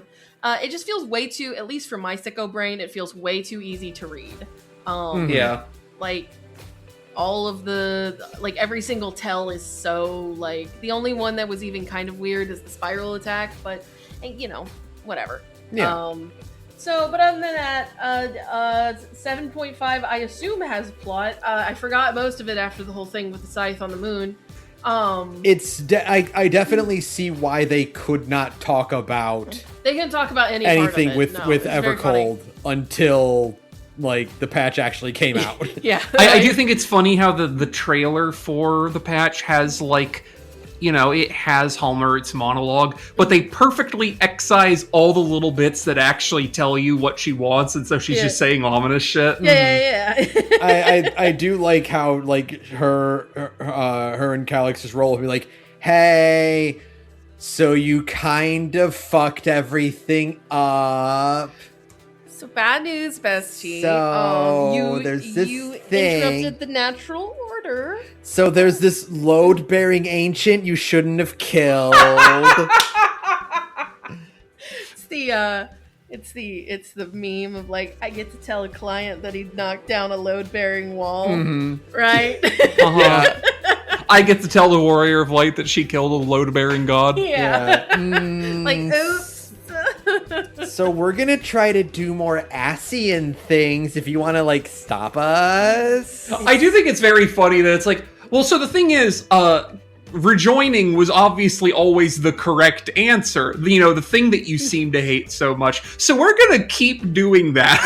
We're actually just gonna keep doing it. And the thing is, it was the right choice. Sucks to suck, idiot. Yeah. In fact, if you don't do a rejoining, everybody dies. Oops. If you don't let us do our rejoining in the controlled way, God will do the rejoining instead, and he doesn't give a fuck about you. So good luck. We'll see you later. I know it's like normal ass shonen shit, but I do love that Calix shows up at the end. He's like, yeah, and like, by the way, to be clear, I still hate you for ruining my life's work, but also like, the only person I hate more than you is literally everyone I work with. I think they're all animals. Anyway, it's not like you have some means of traversing the void, so none of this really matters, does it? It's not like you can stop us or anything. It's going. I'm really looking forward to an 8.0 just showing up and Calx just going, well, fuck. So what are you doing here? What I want more than anything is I want it to be a solo duty where we confront Calix, and we are given a limited hotbar. And that hotbar is one command, which is punt. Yeah. And all you do is you just wind up and you just kick that motherfucker into a field goal. Yeah. I think we are 1, maybe 2 years out from Calix becoming the new Gridania Halloween NPC. Yeah, I'm looking forward to it. I love that he shows up and he's like, yeah, I didn't want to be a teddy bear either, but you know, fucking here I am. Well, I don't have many other choices, so Unfortunately, a beautiful woman said I should be this, and so I guess here I am now. No, I don't have a choice. Great.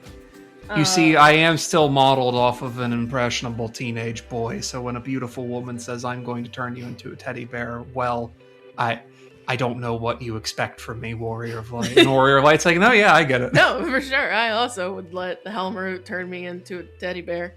Yeah. Turns out a beautiful woman with red hair and green dragon scales has a lot of pull. Who knew? Who knew? Crazy. She has big sad eyes. And big sad eyes and round glasses. Oh, it's an incredible character design. They really knocked it out of the park on that one. I feel like it's great that they're like, here's the new antagonist of the next arc of Final Fantasy XIV. Dragon girl version of like every girl deuteragonist from every Final Fantasy game. Hey, here's our new villain, Evil Futaba. Here's our new villain. What if Futaba was a depressed Catholic? Yeah, it's great. I don't know. I really like her character design. I really like her voice actress. She's really good, really talented. The accent she's got is very like so faint. I think it's supposed to be Scottish or Irish or Welsh, maybe. I don't know, because I think Ishtola and all of them are supposed to be Welsh. Yeah, but Yashola's like refined, and Halmarud is clearly not. Yeah, Halmarud has something else like going on with her accent that's very like clipped in an interesting way. I'd like to know where her voice actress is from. I don't know a lot about like, study of accents and whatnot, but it's notable and different, so I like it. Yeah, she's I like Halmarud a lot. Yeah. I like the little baby crush that Euless has, even though like it's doomed. It's never gonna go anywhere. It's very cute that he's like, hey, can you give Zero these dumplings? It's like, it's understandable, Euless. And then, many men fall in love with an unattainable lesbian. And Zero is like, oh, that's really cute. Yeah, it is cute. Yeah. But no, I'm sorry. It's not meant to be. Her actor's name is Nina Indis. I'm not sure where she's from exactly. Okay. She's I think she might be Swedish, maybe? Swedish or Polish? Okay. Oh, maybe Polish. Okay, that would make sense. I like the thought that people are having or the theory that people are suggesting that Hoary Boulder will be the representative of the new tank class. God, I hope so. Because it was kind of weird that he shows up at the end. They love bringing that motherfucker in. They love Hoary Boulder. I think maybe there's just like, maybe Hoary Boulder's just gonna be a focal character in 8.0. What if Hoary Boulder is the Aaronville of 8.0? Because the thing is, like, I don't think the job quests are traditionally very richly voice acted. No, I don't mean like he's like how Tataru how Kryl became a Pictomancer. Yes, but like she's also not like the Pictomancer touchstone. Right. And so like the only reason you'd really care to bring him back to be fully voice acted while everyone else is quiet is because, like, Kryl, you're planning on him being like important in the story. Yeah, that's what I mean. Like if he's an ascended NPC, yeah. Yeah, like if he like becomes like a focal point character of the story and represents the new tank class, then like I think that'd be kind of interesting. It's either that or he's not important at all, but his voice actor is going to be playing important characters in 8.0, and like since they have him on contract retainer anyway, they're like come back and do a little bit of Hoary Boulder. Sure. Yeah. That's so funny. I don't know. I would like it if Hoary Boulder was like, this is great. I never get to hang out with you guys. I think it'd be great. I think we should bring Hoary Boulder along. And my brother and the girl who's trying to fuck both of us at the same time are just over here, not voice acted. I am also here, not being edited in later. Yeah. 7.5 was good. I liked it a lot. I'm looking forward to the next couple months of post-patch stuff vis-a-vis us getting the other half of Occult Crescent and finally the finale for the current expansions, Hildebrand stuff, yes, etc., etc. I'm so excited for more hard-boiled. Also, I think the last part of the new Crafter-Gatherer planetary exploration stuff is later as well. More of that. I've barely done any of that, so I need to actually... I only ever did the first zone. I never touched any of the newer stuff. No, never did anything else, so I'm looking forward to it. But I'll need to do that if I want to level all my other crafters. Yeah. What else? I liked Malphus being defeated in the dungeon. And then they're like, hey man, do you want like we're gonna trap you here, and he's like, oh, I don't want that at all. Can I go home? They're like, yeah, okay, that's fine. And then he just shows up later. He's like, hey, can I join your little commune here? Oh, hey, it's you, the guy who beat my ass earlier. Do you want to look at my feet? No, put those things away. Put them grippers away, Malphus. Zero's like, I'm grateful for your help, but I am going to need you to put these on. Oh no, shoes are against my religion. Zero's like, listen, I know a lot of you don't have feet, but the ones that do have to wear shoes. You gotta wear shoes. I'm sorry. Zero like, okay, well, at least if you're going to have them out, could you at least put some moisturizer on them or something? They look like they're tomb cheese. Yeah. Oh, we were talking about how it's how the end of Final Fantasy XI raids is like FGO levels of, of like, instead of please pull for me in the gacha, it's please come play Final Fantasy XI. Don't you want to see where the story continues? And I'm like, not enough. Yeah. I can't play as my character in your game, so that really does hurt my interest in playing your game. Yeah, I would like, I don't know, like there's like a part of me that kind of wants to, just like some sicko part of my brain wants to see what it's like, but I don't know. Mm-hmm. Also, I'm gonna be real, like, it's a 20-plus-year-old RPG. A subscription for FF11 is still $12 a month. They're crazy. A month? Yes. Absolutely A month. not. They're insane. Nope, sorry, Like, not happening. And I don't think there's I don't know if there's a discount for like having an active 14 account or anything, which you should do if you're going to be like, by the way, here's our other old shit if you want to play that. I'm not going to lay out $12 a month to play FF11.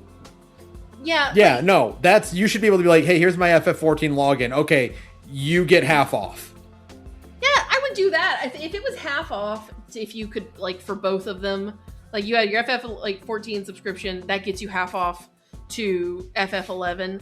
I would do that. I would be more willing to give it. Like, I still want to kind of give it a shot, but the fact that would like jump my subscription costs up so much is kind of absurd for like a genuinely ancient PS2 era MMORPG, a game I played in fucking high school and my friends like a PS2 in her basement. Like, no, come on, guys.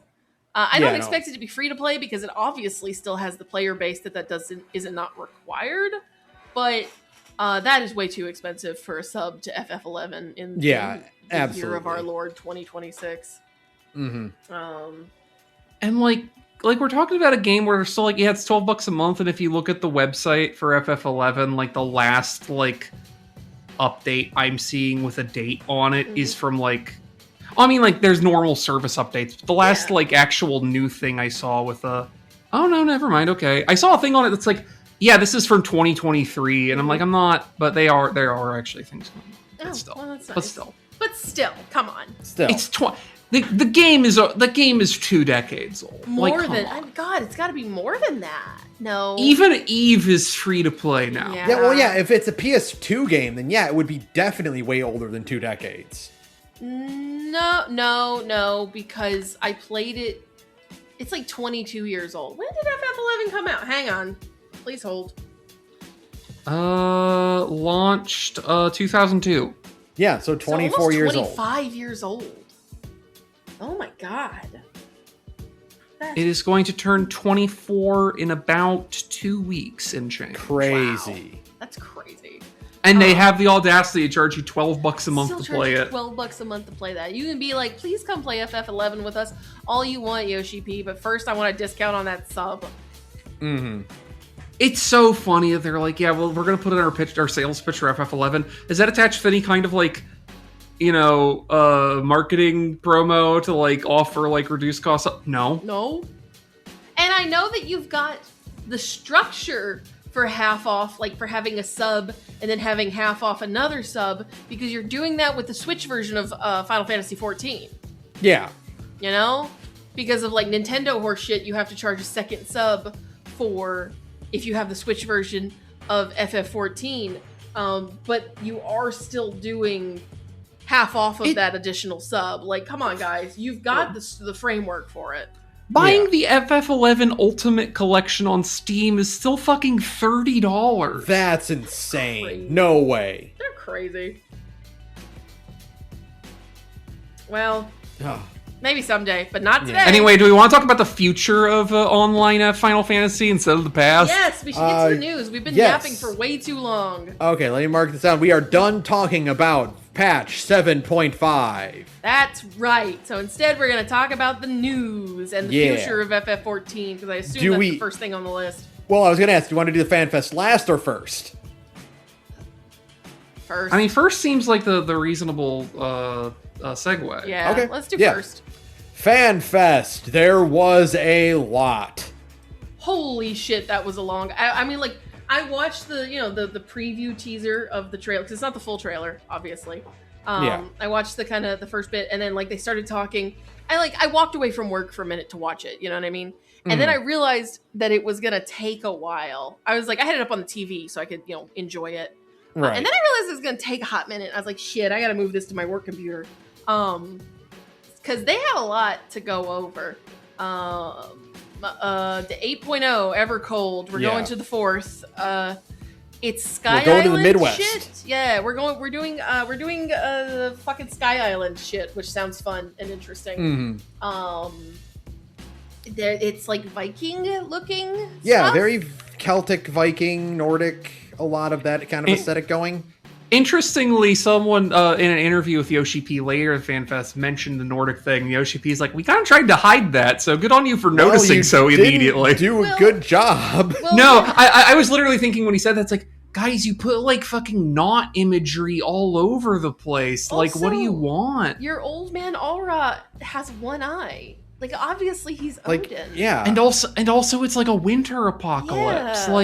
Like guys, like there's a world tree, guys. You're not that you could slick. draw seal the world tree. Yeah, you put a world tree in your Final Fantasy game. Like, what else are we gonna think? It's just because would this pass for slick to like a Japanese audience who maybe don't get as much Nordic shit over there? But like even then, that feels like a stretch. No, it's not like Japanese nerds don't know about Norse mythology either. You know? Like, they love using Norse mythology references in their shit. Yeah. Like it's all over, right? I don't know. I think God of War sold pretty well in Japan, so Yeah. Everybody people in Japan like Skyrim too, Yeah. Like everybody's gonna know. They're all gonna know. I do have a very very handy article that kind of breaks down everything, so this will have some structure to it at least. Okay, cool. They're overhauling the Adventurer UI. I don't know what it means. That's part of the thing they mentioned with like going through and reworking the Tomestones thing to be a weekly pursuit instead of the other thing, which makes me... I get the feeling that it's like, it's whatever it is they mean by that, it's just part of their like, hey, you can just engage with the game on a weekly basis at your own pace and expect to make progress on your power level. Right. Mm-hmm. Instead of having to like micromanage your daily activities and like how you spend your tokens and whatever.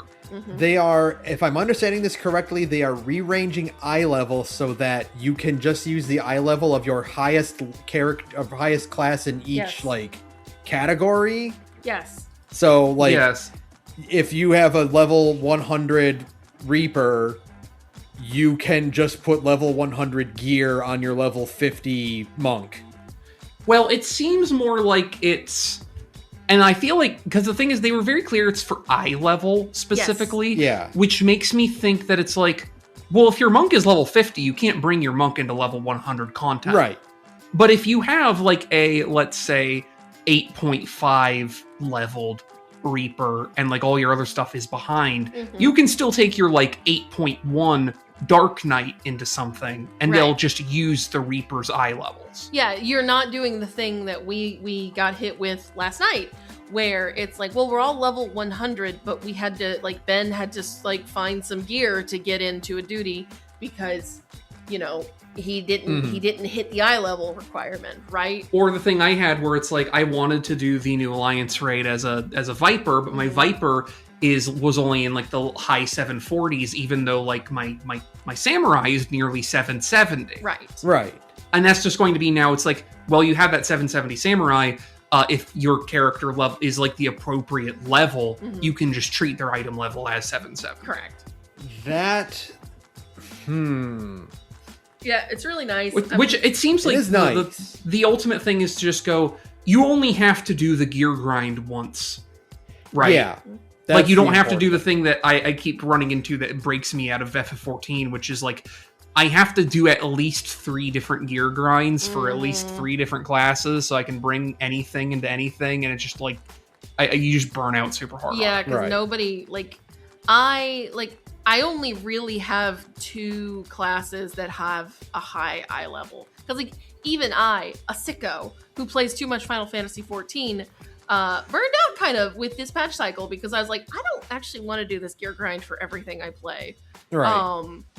Because it's just not fun. It's just not fun to have to do a fucking gear grind, right? Like, No. it's, you want to play with the classes like you think are fun, and you should be able to swap between that shit a bit more freely. So they're like, okay, we're gonna normalize, we're gonna scale eye levels and shit, right? Yeah. That's cool. I'll take it. So yeah, I think this will make things a lot easier. What I'm worried about though is that, well, I guess it wouldn't really matter because like if you were able to bring in your highest level eye level, that'll still give you the stat bonuses of that gear. Yeah, Okay. they said specifically, and this remains to be seen what they mean by this, but like materia will still exist and matter on a class by class basis in a way that is independent of this. Yeah. So you still probably have to be mindful of like what your actual stat spread is, Yeah. right? But as far as just being allowed to do content, they don't want you to have to, because that's also a thing where it's like it basically uses negative force to encourage you to only really play one type of class. Right. Yeah. And they don't want that. It seems Yeah. like the future of FF14 they want is for you to actually, have a class in every role that you like playing. Yeah. Right. Yeah. Like unlike World of Warcraft or other MMOs, like you can do every class on one character, and they want you to be able to do that and have fun with it. They also announced seasons and then had to quickly clarify that these are not season passes. It's just a new way they're categorizing their patch cycles. Yeah. It's already kind of how they do it, right? Yeah. Because a lot of their PvP stuff goes on alternating patches and they're whatever, and there's like they're like, hey guys, we're updating the way we categorize our patches, so it's a little more obvious. Yeah. And it's like, well, all right. That's fine. They're just trying to normalize things between because they call PvP, it's like you said, they call PvP stuff seasons, but like patches is different, and they're just like, we're just gonna, the theme is kind of just trying to unify a lot of the systems in FF14 that have kind of accumulated over the years to be a more like unified system, which I think is fine. Yeah, I think that's great. Because then also that lets you go like, hey, we mentioned like their PvP systems already uses seasons. Now you just say, yeah, we're in season this, and this is, so the PvP rewards are for this, because that is now part of this overall system. It's like, oh, that makes sense. That's fine. And I mean, like, I like that it seems like they're doing, because like current PvP seasons do the thing where you hit a rank, you get a reward. You hit a certain rank, you get a reward, right? From the demo screens they showed us, it looks like that is getting moved to the whole economy of FF14, because I think they looked at their numbers and realized that not a lot of players are getting the rewards from the PvP seasons, like the fucking framers kits and mounts and outfits and minions and stuff. That's a ton of dev effort to put in the stuff that nobody really likes to grind for. Yeah.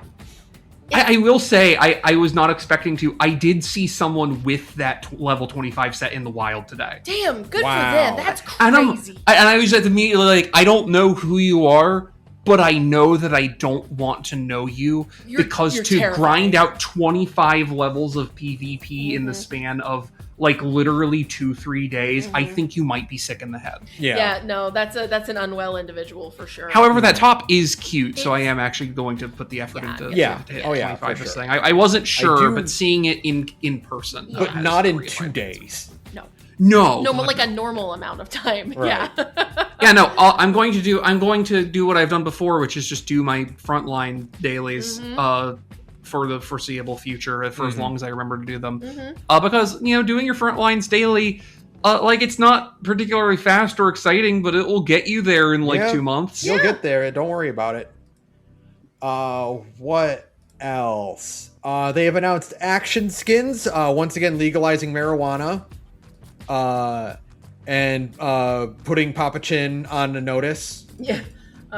Tragic. Yeah. I'm going to be real. The creation of Evolved is going to, I think, do a significant amount on its own to just Obliterate. gut that part of the mod scene. 'Cause it's like, I would love to continue using the Nier stuff, but I also know, like, there's no way that fucking Ammon is going to actually update 20 plus classes of Nier particle effects to match their evolved versions in a reasonable time frame. Yeah, Not no. a chance. Yeah, and hopefully, I'm hoping these like action skins are sick, because that's like a thing they're going for is a lot more character customization, which comes up with the whole. I know this is probably next on the docket. They're also updating character creation options. Yes. They're finally going from set swatches to a color picker. Thank God. Mm-hmm. I did post a screenshot of what the chest piece looks like with the dyes on it, so I dyed it to see how it looks. So. God, I need it so okay, bad. yeah, I need to get that. That black bit does not dye at all, but that's fine. Okay, It's black. that's fine. Yeah. That's so cute. But I'm actually interested in the thing you mentioned about the animation skins, because someone did ask at the Q&A if there was a possibility of them doing like race specific combat stances and things of that nature. And he's like, although that's not something that we are currently working on, that is something that our reworked animations to allow for animation skins would allow us to do. That's really cool fun. because like, you know, it's always been one of my little pet peeves, especially when doing like job quests and stuff, is just seeing yourself and like your mentor and your sidekick for that quest in the exact same pose. Yeah. And it's like, I mean, I understand why it is this way, because obviously designing a whole bunch of unique bespoke animations is a pain in the ass, and I would not expect them to do it because it's a nightmare to think about. I'm very glad they have decided to just do it. Yeah, it's a little bit easier this way. My suspicion, and this is just me like ballparking a thing that they might do feasibly if there's like demand for it, is instead of doing the race specific ones like that person asked about, is if they copy the Warframe thing, which is like, Warframe has 2 animation sets for every Warframe, and they are noble and agile. And the noble ones are them looking kind of cool in their thing, and the agile ones are them looking like they're ready to pounce or whatever. And I could imagine them doing like, well, here's your Dark Knight movesets. One of these is very obviously Guts. One of these is very obviously Artoria, right? Like 2 different flavors of the same basic premise. Yeah. Because then also that would help them alleviate the things of people being mad that like the that's a very quick way to, the animation sets are no longer gender locked. They're just your Dark Knight A, Dark Knight B, and you can toggle whatever you want on. Right. That would be very cool. Yeah.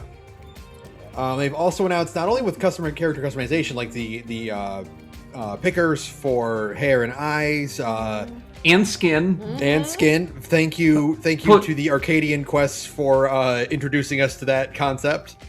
Please, Yoshi P, I know you're listening and you're a regular listener. Extend that to RAW scale colors, please. Yeah, please. that'd be so nice. Yeah. They've also announced certain individual gear pieces will have new toggles. Turning off accessories like backpacks, scarves, like sleeves for like goofy sleeves on dresses. Again, this is legalizing marijuana, eliminating the need for a whole swath of certain mods. Yeah, it seems to me that they kind of saw the popularity of the mod scene and were like, we can take some of these ideas. We can make some of these for ourselves. Because they don't like modding. Like, they've been pretty, like, they're chill about it. Like, they don't do anything about it. But they're not fans of modding because it can, it can depending on how you have things installed, 1, it can cause performance problems. 2, it means you can force an appearance on another player that they don't want, you know. Mhm. And also, they don't want people like, starting fandom drama about the sites they use or monetizing shit illegally, which is a Right. huge problem in the FF14 It's- mod scene. Yeah. This definitely does not feel.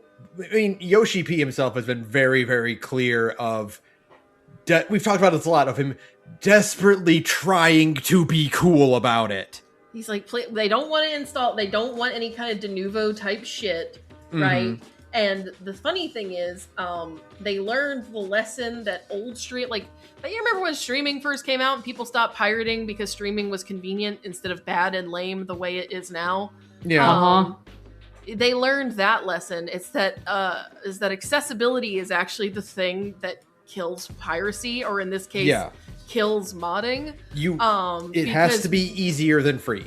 It has to be easier than free, and in this case, it has to be easier than installing download, right? Right. So it has to be just a thing that's already in the game. So I was thinking about it too. It's very interesting because they have now a ton of projects, like finger quotes. This idea of like, because they're slowly adding back in dual die channels to a bunch of stuff. They're slowly adding in, like, they're backporting in more details to old gear. They're adding, like, they're doing all of these little, like, project-y things. They're gender unlocking things, right? One of the under-commented things in the 7.5 patch that I actually really appreciated is that a bunch of, like, especially the quote-unquote Eastern sets from the Mog Station, they went through and, like, redid the materials on those. Yes, they make them much nicer now, yes. Because they're trying to go back through. They want the whole game. Because, I mean, you're in this game now that, like, looks really good. The graphics update came through and it looks great. And you wear new gear and it fits in perfectly. God help you if you have a coat from A Realm Reborn that you like a lot. Yeah. And you want to wear it into, like, Dawn Trail cutscenes. And you're just like, oh God, look at all of those crunchy textures. It's very comparing an early Xenoverse 2 character to the Daima Super Saiyan 4 Goku character they got announced. It's someday they'll make the Colosseum sets actually look good. Please. Please. There's so many old, like, A Realm Reborn shirts and stuff that are cute, but, like, look really bad in comparison to everything else. Yeah. That I would love to get an update someday. They have a lot of projects, and that's okay, but it's like, it's stuff that they do in batches with every update, you know? So. They are introducing a new tier for raids, which is not going to be harder. It's going to be in between normal and savage. That's fine by me. Which I like, yeah. It's basically raids extreme, because that's what extreme trials are. Right. Right?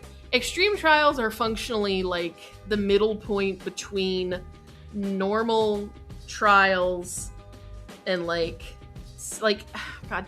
I think it kind of, I don't know, like their exact mindset, but I think their mindset is that they go, like, in terms of difficulty, it goes trials, raids, EX trials, savage raids, and then ultimates, right? Yeah. I think that's, and again, I don't know, like, how they, like, internally, like, in general, like, that's the pattern. It seems to me that, like, ultimates are the thing that is only for the freaks and is their spectacle or whatever. Right. And then, but then, like, savage raids are the one below that, but they mentioned in the thing, it's like, savage rates, that, like, savages on general have a clear rate of something like 20% at highest. And that is just simply way lower than they want for that engagement. And because they put so much effort into that stuff and that gear and the refined boss mechanics, that it's like not, they want more of the player base to either engage with that work or at the very least have a better onboard for becoming people who can engage with that. Yeah. And so they want to make a middle tier of raid content, which is cool because, like, I like I do want my FF14 content a bit harder, but I don't really have the time for savage raiding. That is a time commitment that I can't make, right? I'm a grown up with a job. Right. Yeah. I can't really make that time commitment. But learning EX trials is a thing I have sat down and done before, right? Like, not often, but it's a thing you can do in a night. Yeah. You can figure that out and you'll crack that out. it doesn't take weeks to clear a new EX trial. It might take you a couple days. Yeah. Right? Instead of, and like all normal trial or all normal raids can be done in a single night, right? So they're trying to find like a balance for something that doesn't take several weeks, but isn't done in a single night. Something that maybe takes a day or two to kind of get through everything. And then you can start like, repeating it, which I think is cool. That's fine by me. That's like a thing I would probably actually engage with. So that's nice. I need the hardest 8-man raid you have. No, that's too hard. Yeah, exactly. I think that's a perfectly acceptable change. Yeah, it's a Goldilocks tier. Yeah. It's I want a little bit of challenge, but I don't have 2 or 3 days to learn this. Do we I gotta ask a question, and I asked this out of love. Do we have a lot of news after we talk about 8.0? We've got like a couple mini articles. So nothing major besides FanFest. Okay, cool. I was just looking at how long we've been yapping. That's fine. I saw how long we've been yapping, but I just wanted to make sure. Okay. Yeah. I think worst case scenario, this can just be we talk about Final Fantasy episode. Yeah, no, that's right. And we can just retroactively decide it wasn't a roundup at all, and it was in fact the Final Fantasy 7.5 8.0 episode. There is like 6 other articles, and 3 of them I really want to talk about. Okay. So if we need to cut a few, that's fine. All right then. More 8.0 talk then. Yeah. We are getting 2 new jobs, a tank and a physical ranged. We're pretty sure the tank is shield related. It might not be. It might not be. So I'll go over the tinfoil hat and the thing that I think I'm coming around on. The evidence for this is, of course, that whenever the Yoshi P was teasing the upcoming Samurai, his shirt was for Sam Raimi's Spider-Man. Yes. Right? Not a thing the contents of the shirt is not actually an evocation of the class. Right. But the thing. Anyway, so at FanFest, he wears a shirt with Ridditon Sasarvina on it. Mm-hmm. And it says, "Guess who's back?" And he's got these, and it's Ridditon, so he's got those 2 big ass like artillery gun shields. And people were like, "Oh, well, it's a tank, so like maybe a gun shield tank." That's kind of bizarre, but they did say it's FF14 original. Mm-hmm. However, tinfoil hat. It says, "Guess who's back?" As in Slim Shady. Guess who's back again. Slim Shady, Eminem, real name Marshall Mathers.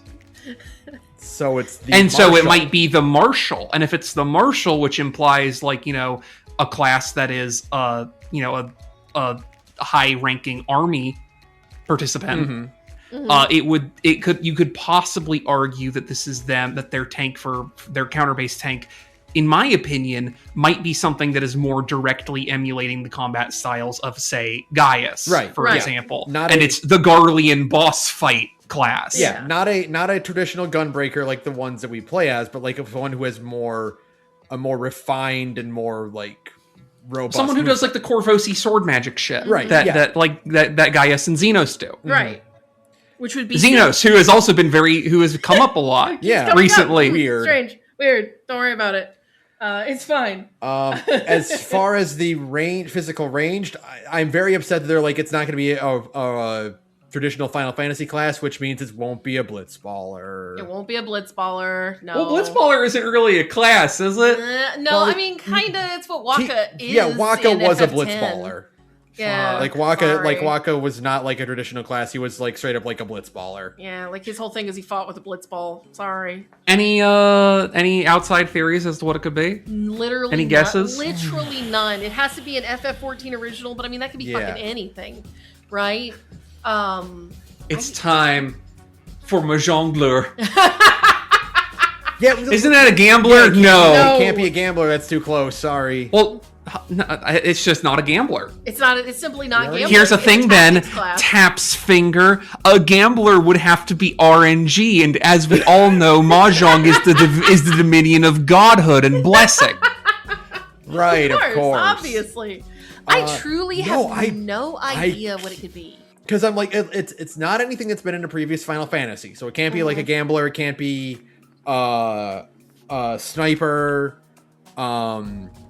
There's a lot of like ranged classes. Right. Like ironically, like Blitz, like Waka's whole thing was being able to attack from the back line. Right. Like that made him incredibly useful. So like legitimately, Blitzballer could have been the class. Yeah. I will say, I do remember, and I would have to go back and check, but of the people hollering at FanFest about, like, when he asked about what weapons are, he did say that he did hear someone say the correct answer. Interesting. Funnily, someone, and I'm not saying this is this, but funnily, someone asked about whips, right, as like a Right. weapon that might come up, and his response to that was the oddly specific, very hard to animate. That is does oddly make specific. sense, though. I wonder if that comment comes from the fact that they wanted Beastmaster to use a whip, Probably. and then they tried to implement it, and they're like, no, Doc, this sucks. This is actually way too hard. Yeah. They're like, wait a minute, people will misuse this. We can't put this in. Yeah. So I don't know. genuinely. I would think the reason they didn't do it is because like the actual imagery of using a whip as a Beastmaster is like something they want to avoid because Sure. it's, you know, tied up in some Yeah. it's kind of implicitly animal abuse, right? Yeah, of course. And so maybe they were doing that and they're like, fuck, no. we But then that can't. just means that they can reuse it for their physical ranged melee class. Maybe. Because I'm like, Okay. it can't be anything that's throwing because that's ninja. And Dancer. I Yeah. have an idea. Okay. Here's my Babe Ruth shot call. Sure. So the way we've done this before a lot of the times is that you'll have one who's kind of like immediately relevant to the content of the DLC, and then one that's sort of like, it doesn't need to be immediately relevant, and it's just, you know, we came up with an excuse for it to be here. Right. Obviously, Marshall and or Gun Shield or whatever is going to be the one that's not immediately relevant, and so maybe the physical range will be something that's a little bit more relevant to like the culture or setting of the X-Pack. That makes sense. And I'm like, well, physical ranged, Oh. what if it's like, you know, we got an Odin there. Yeah. What if my weapon is birds? That's a different direction I thought I was going to go. What if my weapon is that I have a bird and I make my bird attack you? That would be funny. See, I was thinking Falconeer. Saturn. There is a very popular figure in Norse mythology who has a weapon that he can throw and then it comes back to him. Oh. Is Like that actually Thor. part of? Is that actually part of Norse mythology, though, or is that like the comic Is that the version comic of that? version of it? I mean, don't it's. You know, I don't. You know what? I don't actually know for sure, but like, I'm going to look it up. The thing is that like, I'm pretty sure like, no. You know what? That is a totally a Norse mythology thing. It's that the hammer comes back, like the hammer like controls him, or he controls the hammer. The hammer trajectory. controls him. The hammer is the real hero. Yeah. Because like there's a lot of stuff that predates Marvel Comics popularity that has that iconography of like wielding a hammer that you can throw and it comes back to you. Is there? That, I mean, it's not a terrible idea, though. I mean, even if they are just lifting kind of like the cultural, like, you know, the cultural markers of like modern Thor, it's not the worst idea. It's kind of interesting, but that also still kind of is just what Dancer does. Yeah, but Like Dancer throws a thing and it comes back to them. But it would be a completely different moveset and style if you were playing like a Viking. Yeah, but I feel like a Viking is such like that would be a tank class. That's kind of what Warrior you're already right. is. You know, like if you're gonna have, it's kind of that's what Warrior / Barbarian, you know, their starter class already is. So I don't know. I mean, like I literally cannot think of what it could be. It could be a different style of gun class is all I can think. But I mean, we have so many other gun users. Yeah, the thing is, Machinist is already like loaded. Machinist is not like Rifleman. Machinist has a bunch of guns. Yeah, it has all the guns. Yeah, like the gun category is covered under Machinist. I really don't know. And it's not. It wouldn't be like like a throwing spear thing because that's It could Dragoon. be. I mean, instead of a whip, because maybe they don't want that imagery, you could go Like with something like a meteor hammer. Yeah, a meteor hammer, like a Right? flail. Like a flail or a meteor hammer, like some kind of thing on a chain. Yeah. Seems to me, especially now that like weapons can have physics and stuff. So you can have like a chained weapon like bouncing at your side while you're running around, right? Yeah, maybe. Like that might that- be good. Because I don't think there's any other... I can't think of anything that's in Final Fantasy that's like that.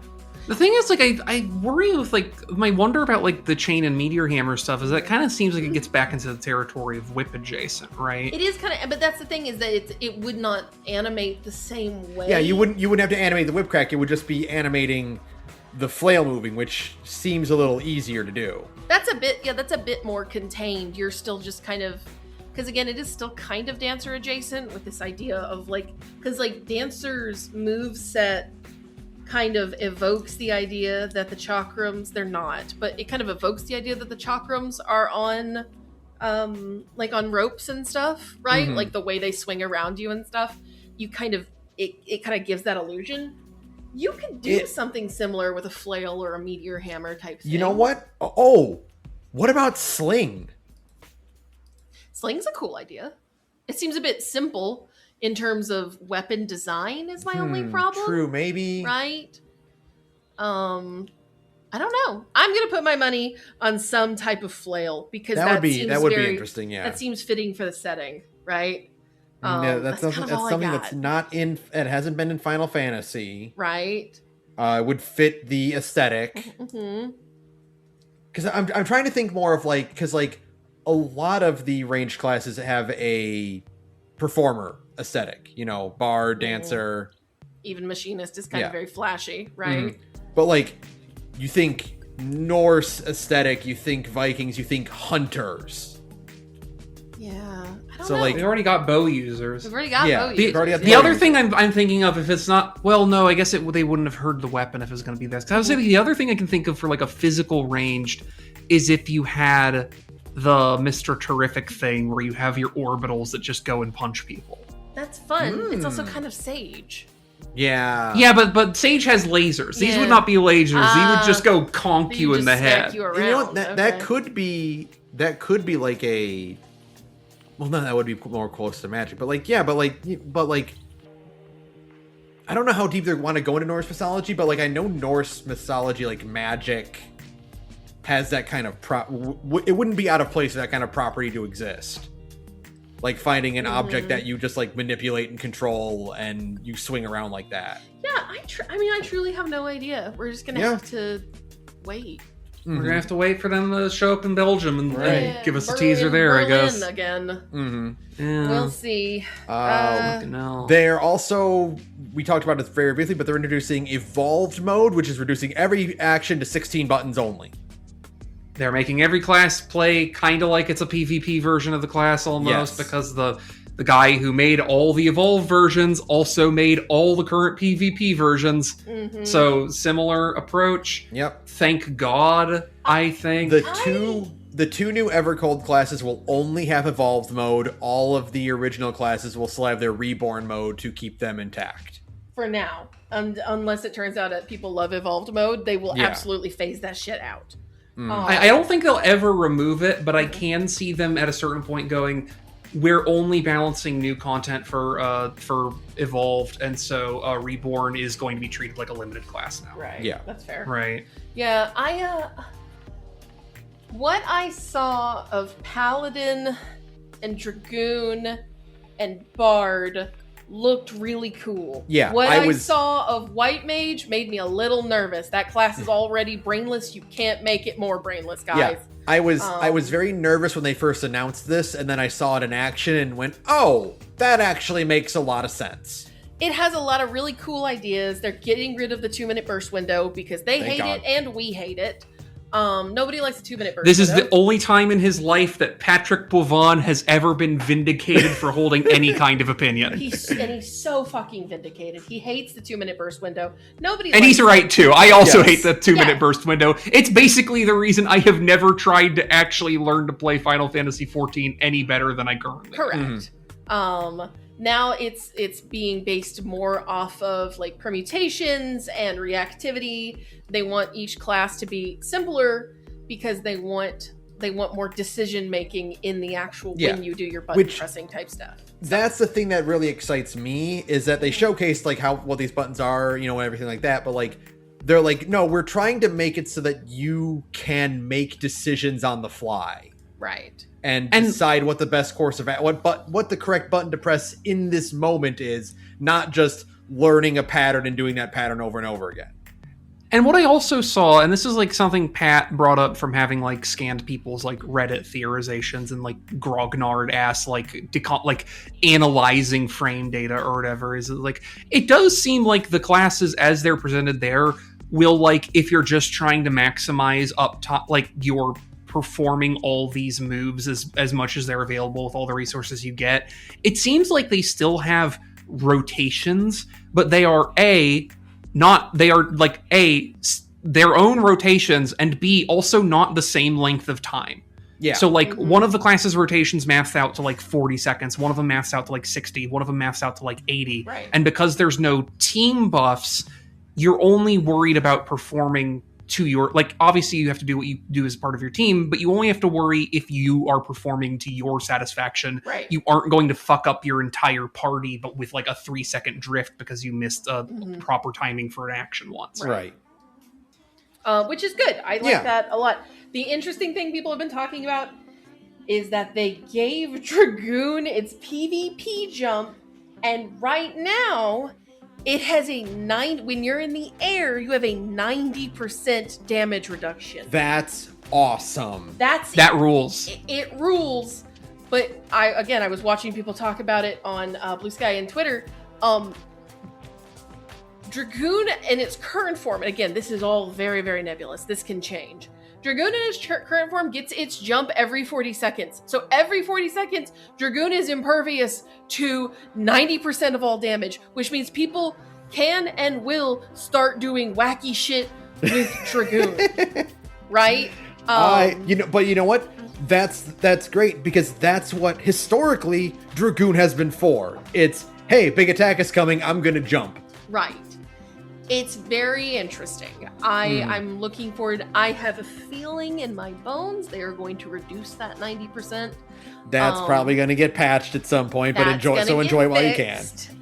It probably won't even make it to the finished game. It will not even make it to finished Evercold. They will probably drop that down to about, even if they drop it down to 75%, that's still good. Huge. Yeah. See, here's the thing. I see them leaving it in because, like, in the way that maiming has historically been the tankiest of the DPSs, I think it's really funny to have jump there as your way of going, I'm not confident I know the mechanics of this boss. Luckily, I have a damage move that lets me really offset a specific move that I know I'm going to be out of position for. Right? Yeah. And that being like part of the draw is that it is how that class like is able to be endure in content, even if, like, say you're a DPS, like there's like, I don't know this encounter that well. Oh, I'm out of position. Let me press jump and not immediately die. Right. Yeah. I think it's interesting. I hope they keep it because I think that will enable shenanigans. I feel like they might still walk it back, but again, even if they drop it down to 75%, that's still a huge damage mitigation. Or like, God forbid, this, you know what this opens up? Situations where you have one tank and you're like, fuck, I can't take this tank buster. I'm shirking to the Dragoon. The Dragoon is going to jump and be able to survive the tank absolutely. buster. Yeah, I think that's hilarious. That would be hilarious, yeah. That to me is a much more interesting version of Final Fantasy XIV where that kind of horse shit is possible. Absolutely, I love that chaos much more. So I hope they keep it. I really hope they keep it. Bard, we didn't see a lot of, but I like that, again, they're taking away buffs. The buffs are now like regen and move speed. I like that they added move speed to so many things because they realize people just really like the scholar move expedience, right? Because it's just fun. It's a thing that like gives you a damage mitigation and also makes everybody move faster in combat. Everybody likes that shit. It's just great to get hit with expedience and know you're going to survive a mechanic. And I see they're like putting that on more things. So I am okay with the changes to Bard as well. I did also notice with Bard, and this was really interesting to me, and I didn't check the other move lists too closely to see if it's true for the other classes. Bard only has an AoE move during one of its songs. None of its basic moves are AoE at all. And part of me wonders if, like, the rebalance for evolved things and them doing more damage or whatever is them just going, like, I mean, AoE doesn't need to be part of the standard combo since it doesn't matter for bosses, and like dealing with ad pulls is going to be more about actually bursting down them in like orders that make sense to you, right? I Mhm. wonder Instead of like just doing AoE damage generally. Yeah. I Yeah. wonder if they're also going to do a thing of like doing more moves that do like X amount of damage to the first target and then fall off damage to everything around it, right? Yeah, because that also Yeah, seems like maybe. it's that seems like a good compromise as well. Because also like it does kind of seem like if you're like, how do we cut down these button amounts to less than half of what they are currently in some scenarios? A really easy way is to go like, well, what if we designed their moveset so that they didn't need 2 different versions of the same basic attack structure? Right. That Like, Right. what if they just had a single target that might have splash damage? Mhm. that honestly is the best way to do that. Yeah. Probably, yeah.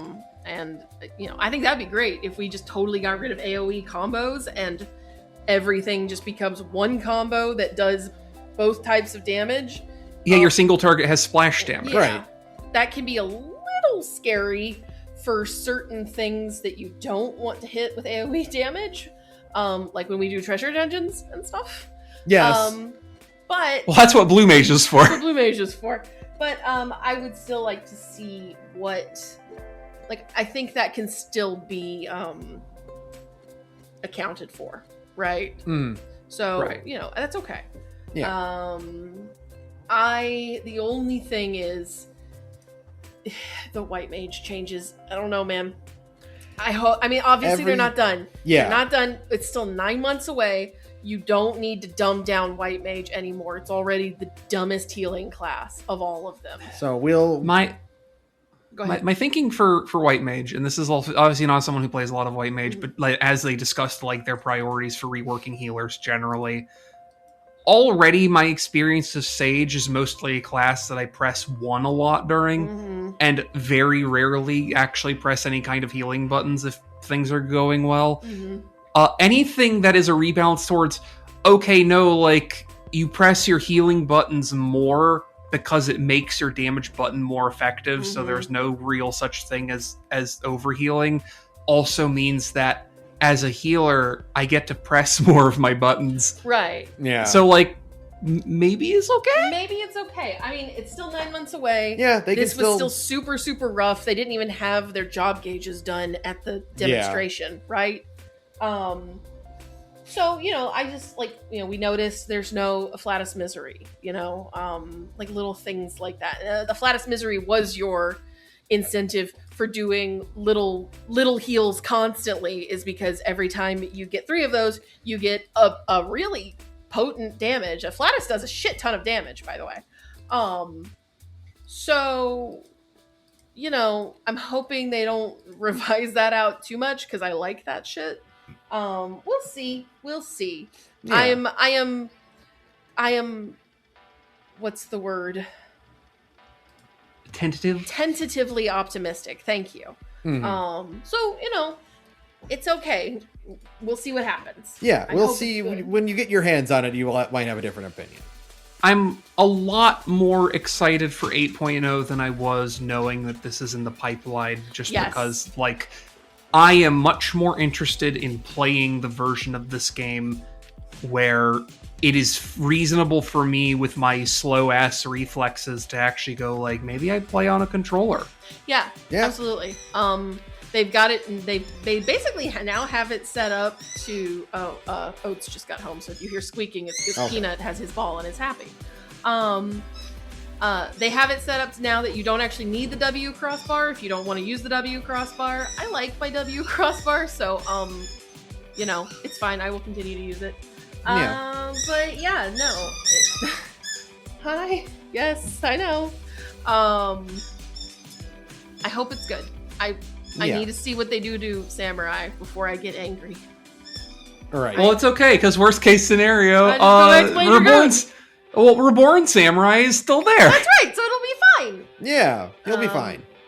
They have a They said they're gonna have a button for toggling it on and off. If they're gonna do that, I would like for it to be on an individual basis. right? Not just I think like, it will be. I think Okay. you'll be able to toggle it for each class. I sure hope so, because that is what I want. I would like Yeah. for, like, if I don't like a certain change, I would like to just be able to be like, well, White Mage, I play Reborn, and Samurai, I play Evolved, you know? Mm-hmm. We'll see. We'll see. What else, Ben? Is that the big The one? Alliance raids are going to be Evangelion. Oh, right, that's the big one. What? What? I like this because, as was pointed out, also because I was again watching the Super Beastcast post Hawk, and this is my opinion as well, and why I'm like, that was a surprise in the moment, but not too surprising in retrospect. Studio Kara loves money; they'll give anyone the Evangelion IP to do whatever with. And Yoshi P very famously loves Evangelion, like a lot. Mhm. So I'm sure he was very happy to be able to get this set up. I'm sure we'll get plug suits. Plug suits, school I'm sure. uniforms. I'm sure we'll get Gendo Akari cosplay. And oh god, that's probably what yeah, the costumes probably. will. What some of the outfits will be is just cosplay, right? Yeah, well, So, that's Yeah, because like exactly you, what's you, gonna be. you need Gendo Akari, you need Misato. fucking Misato. I almost Yeah. called her. Is her last name Katsuragi? Oh god, I can't remember. I don't remember. But I almost called her Katsuragi. yeah, you'll I get don't know the why. school uniforms. You'll get the Mhm. plug suits. You'll probably get Gendo, Misato, It is Katsuragi. Yeah, yeah, yeah. and then I don't know. I don't know what else. You know what they should do? Mm. Haircuts. Definitely get some haircuts. Yeah. Yes, get us the Oscar haircut. Yeah. Give us those 90s ass like big split bangs. Yes. You know, so here's the scary thing that I'm most worried about. Mm-hmm. I don't want to see Midlander Hyur Shinji. I don't. Tough shit. That's actually a good That's- point. One, tough shit. Two, I don't know if that's what it's gonna be. I feel like it's gonna be weirder than that, right? Like, is this like? Are we like? Where- The way I would want you to do it is you don't actually see any humans at all, and you just fight angels, right? No, so here's the No. thing, Ben. We're going to see Shinji. Mm-hmm. He's not going to be Midlander here, Shinji. He's going to be Midlander here, parentheses, child height 255 Shinji. Yeah. They're just going to reuse Alpha Nose model. Yeah. Yeah, they're going to put human ears on Alphino. Yeah. And then like a really ugly haircut. Exactly. It'll be perfect. God. Because Misato's there, we'll get a drink beer emoji. Mm-hmm. Oh, good, because we have Yeah. our cheer with beer emoji, but I would Right. love one. You know how we have the one where you just sit there and you like drink tea? I need that replaced where you're just drinking beer all the Right. time, like a Just Coke. like just slamming cans of beer, but obviously they can't like put like a real beer like Asahi or whatever. And so you look at the label and it's obviously like Garlean Well, beer. it'll say Asahi beer, and it'll have Asahi's face on it. yeah. God. That's We're gonna a get great a penguin minion Yes. for It sure. would be insane if we didn't. And then yeah, we're fighting angels, right? Like that's gonna be There's going to be one of those things from Shadowbringers where everybody has to mash to get through like one of the action time sequences, and it's going to be for getting crushed in the EVA unit's hand.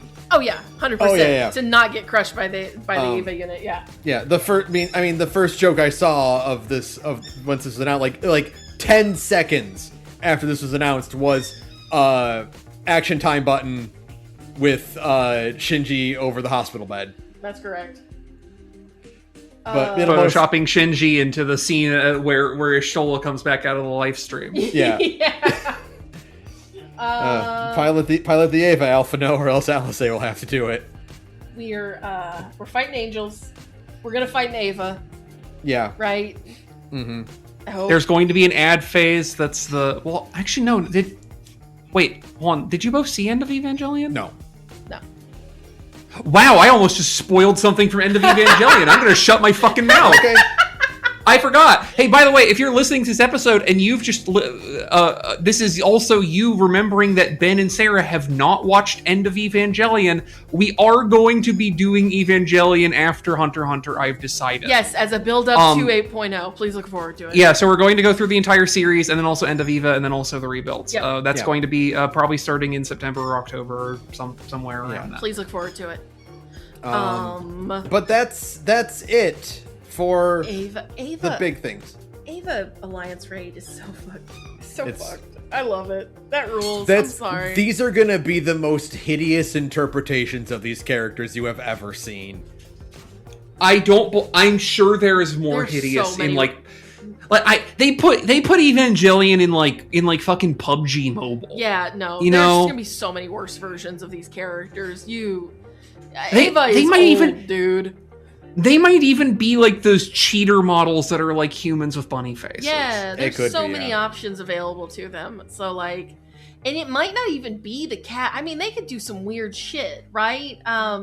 There's the fact that Yoko Taro is currently working on an Ava anime. It literally could be tied more to that than like actual OG Evangelion. That's true, right? yeah. Like, I also have a suggestion. We don't get Shinji. Instead, we put Calyx in Shinji's plug suit. absolutely. Yeah. I don't understand why you want me to. Put no. I would simply not get in the robot. But what we do is you put stuffy body Calyx in the plug suit instead. Yeah, that's Yeah, also totally.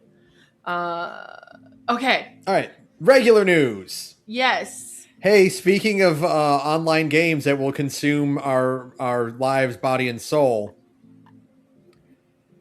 Dragon Ball Xenoverse 3 announced for PC and consoles. Oh, fuck, I forgot. We're so fucked. We're I'm so so dead. fucked. We're so fucked. We're so Well, fucked. for those of us who were hoping that we would adhere more to the ongoing boycotts, I don't think it's likely that any of us will have any time in our lives for Fallout 76. No, I'm canceling my Fallout stuff because Yeah. I'm not coming back to that game for a long time. not when Xenoverse 3 comes out. No. Yeah. No. No. Very interesting that we did not see any Time Patrol stuff in this. Yeah, that's like the whole setting of those games is like time patrol shit.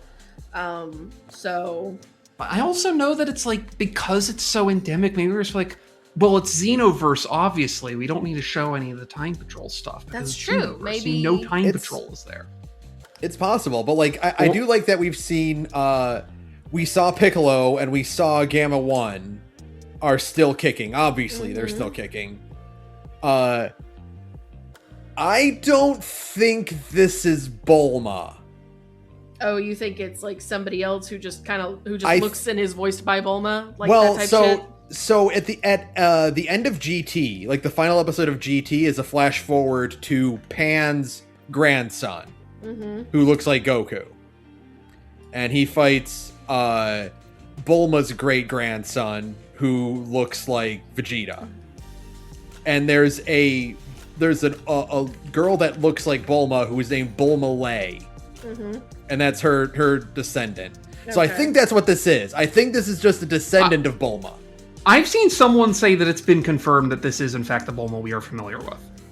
Then she's either time traveling or she used the dragon to wish for immortality for herself and not her husband and children. That's correct. Go Yeah. off, Queen.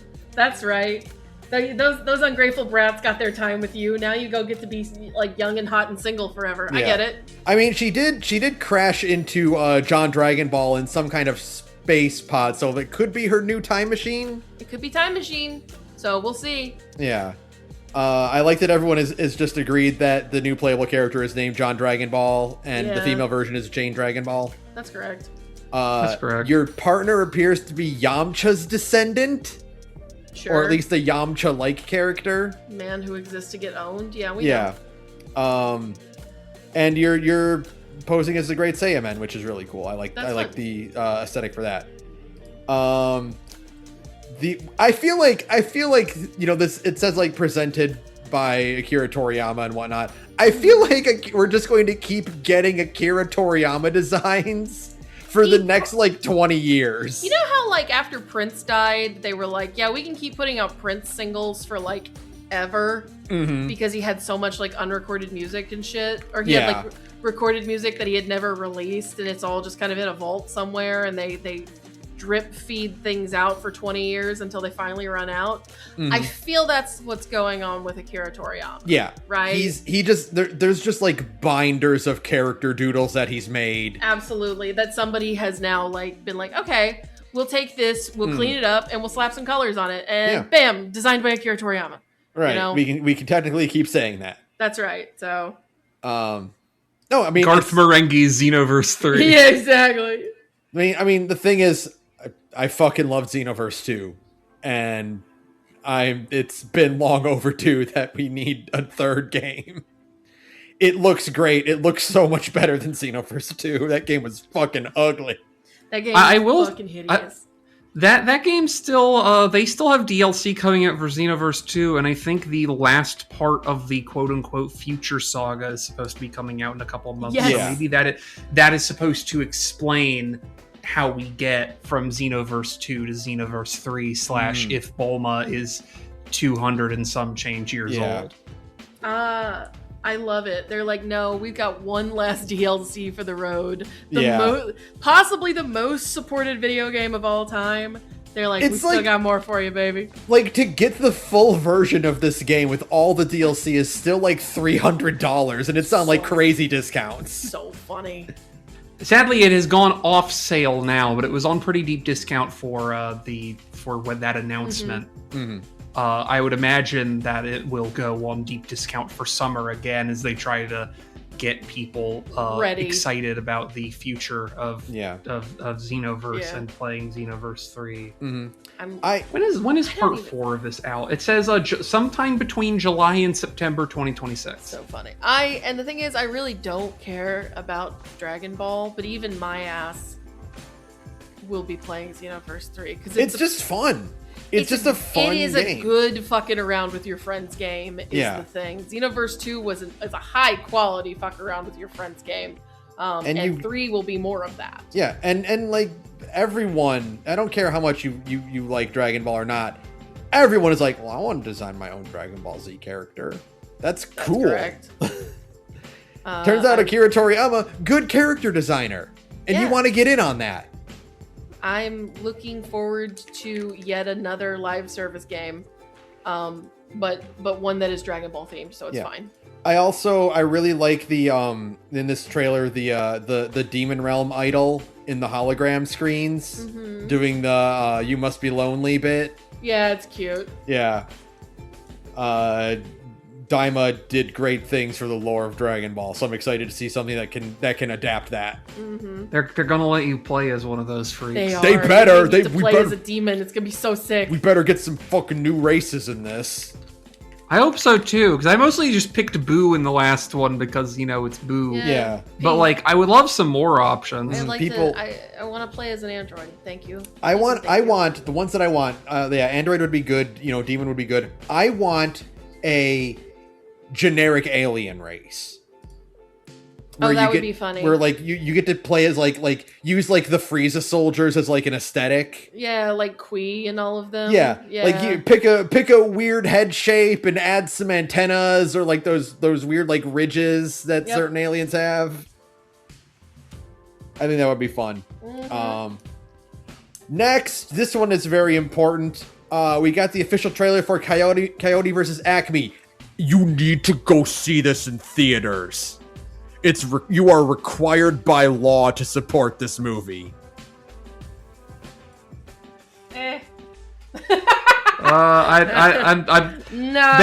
understand, Ben. If I was the kind of person who went to go see movies in theaters, I would, but I'm not, so I am not likely to. Yeah. Sorry. I get it.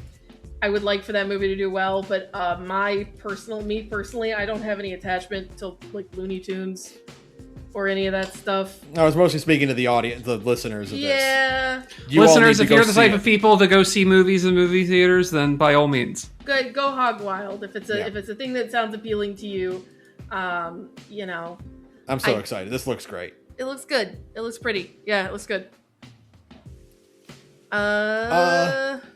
Speaking of movies, everything we know about Alex Garland's Elden Ring movie. So funny. We got to see the perverse poo-poo eater. Oh, we did? I didn't actually see that. Yeah. It's like a prequel type thing is what it sounds like. Yeah, we saw behind the scenes footage of I see him. of the shit snarfer. That's a pretty good costume. I will say it is funny to find out that apparently the reason why this is happening, because no one on Earth wants it, is that apparently the reason it's happening is because Alex Garland wants it because he really likes Elden Ring and literally flew out to Japan to beg Miyazaki on his hands and knees for the rights to make an Elden Ring movie. It's so funny to me to do that. I mean, good for him. I guess like Annihilation. I mean, like, I don't know. I like some of that shit. He wrote 28 Days Later. He wrote Sunshine. I like that. I really like Ex Machina. I really like Annihilation. He did that movie Men. That's like horrifying and really good. But he also did that dog shit Civil War movie with like AI, with like AI trash. Yeah, he's also like an AI trash guy. I'm like, I'm not gonna go. I mean, okay, realistically, I'm not gonna go watch an Elden Ring movie anyway. Right. But I'm definitely not gonna go watch an Elden Ring movie that's caked to the gills with AI trash. Yeah, I hope not. I mean, it wasn't the movie like the Civil War movie. It was just like a couple of posters for the movie. It's not like the movie itself had any. So I don't know if Garland was responsible, if it was a movie studio decision. I have no idea. But that movie wasn't very good at all. Which is weird. It's weird because I like Annihilation a lot. That movie's it's that Natalie Portman movie that's very like weird and dreamy about them going into like a fucked up swamp in Florida. And like having an existential crisis and like all that shit. It's a great movie. Kind of hard to explain, but if you ever want to have like a night to watch a weird movie, can't go wrong with Annihilation. Yeah. So it's kind of strange, I don't know. But I also really like Sunshine. He wrote that. Like, it could be good. It could also be really bad. I don't know. I guess a prequel is the way you would have to go for this kind of thing, but also literally. You certainly can't do an adaptation of the events of the game Elden Ring. Yeah. That dog just don't hunt. No. It's not possible. They've done it. The only thing I've seen attempt that has done so with any amount of aplomb whatsoever is the bizarre gag manga that is official. And appropriately to a gag manga, it's basically just them doing the version of the events of the game, but funny, and so it doesn't actually have to make sense of the story. Yeah. So yeah, I mean, I don't know. I still think it's really funny that Nick Offerman is in this. That's the one that keeps surprising me because like does not seem like his wheelhouse. Well, I also just can't really imagine who also a huge nerd though. Like this but is I mean, like absolutely his wheelhouse. Like I don't know. He doesn't seem like the kind of actor who would do like a high concept fantasy like this. I can see it. I just have no idea what character he'd be fucking playing. Right? There's not a lot of there's a lot of characters in the Elden Ring lore. I would not say literally any of them jump out at me as being especially ready to be brought to life by Nick Offerman. Yeah, it's very odd. Oh, is the Resident Evil movie trailer in your fucking notes? No, but we can talk about that real quick. That movie looks good as fuck. That trailer looks fucking sick as shit. That's exactly what I would want a Resident Evil movie to be. It's a completely separate side story during the events of Raccoon City. That's it. It's by the guy who did Weapons. Weapons is one of my favorite movies I saw last year. That movie kicks ass to an insane degree. The ending of Weapons is like one of the it sold me on the idea of him doing a Resident Evil movie because it is I'm not gonna spoil it because like I know that Ben will never watch it and Saturn will never watch it, so like I would spoil it for you guys. I don't want to spoil it for anybody listening. I guess okay, here's the thing. If you don't want to be spoiled for the end of Weapons, please skip like 5 minutes ahead. I don't know the exact timestamp, but I'm gonna tell you to the end of Weapons. Okay. Okay. Sure. So the story of Weapons is the story of how a whole classroom full of children goes missing, right? Turns out they were all kidnapped by a witch. It's a strange premise. It's kind of high concept. It's really good. At the end of the movie, the witch's magic is turned on herself, and like these children that she's kidnapped, snap, and what precedes is a 5-minute chase sequence where these children, they're like first graders, pursue this witch through this suburban Atlanta neighborhood, like without relent, like crashing through like glass doors and running through people's homes, all while screaming like demons. It is shot like a comedy beat, right? Like wide angle shots of the witch running across people's yards with like an army of screaming children at her ankles, right? And ends in them dragging her to the ground and tearing her to pieces in somebody's front yard. So this is why I keep hearing when people talk about our current president of the United States, people doing the end of Weapons to him. Yeah. The end of Weapons is one of my favorite things I've ever seen in a movie because that movie is really tense, and honestly, like even telling you the end of Weapons, I still think you should watch Weapons, right? That movie is crazy tense and like has these moments of insane tension where you're just like clutching at your chair, just thinking your heart's about to explode. And the end beat of Weapons is so funny and so horrific at the same time that it's like this, you get the craziest dopamine rush from it, right? And people think he can't do a Resident Evil movie. That's the thing. Resident Evil is also a thing that is terrifying and also kind of funny.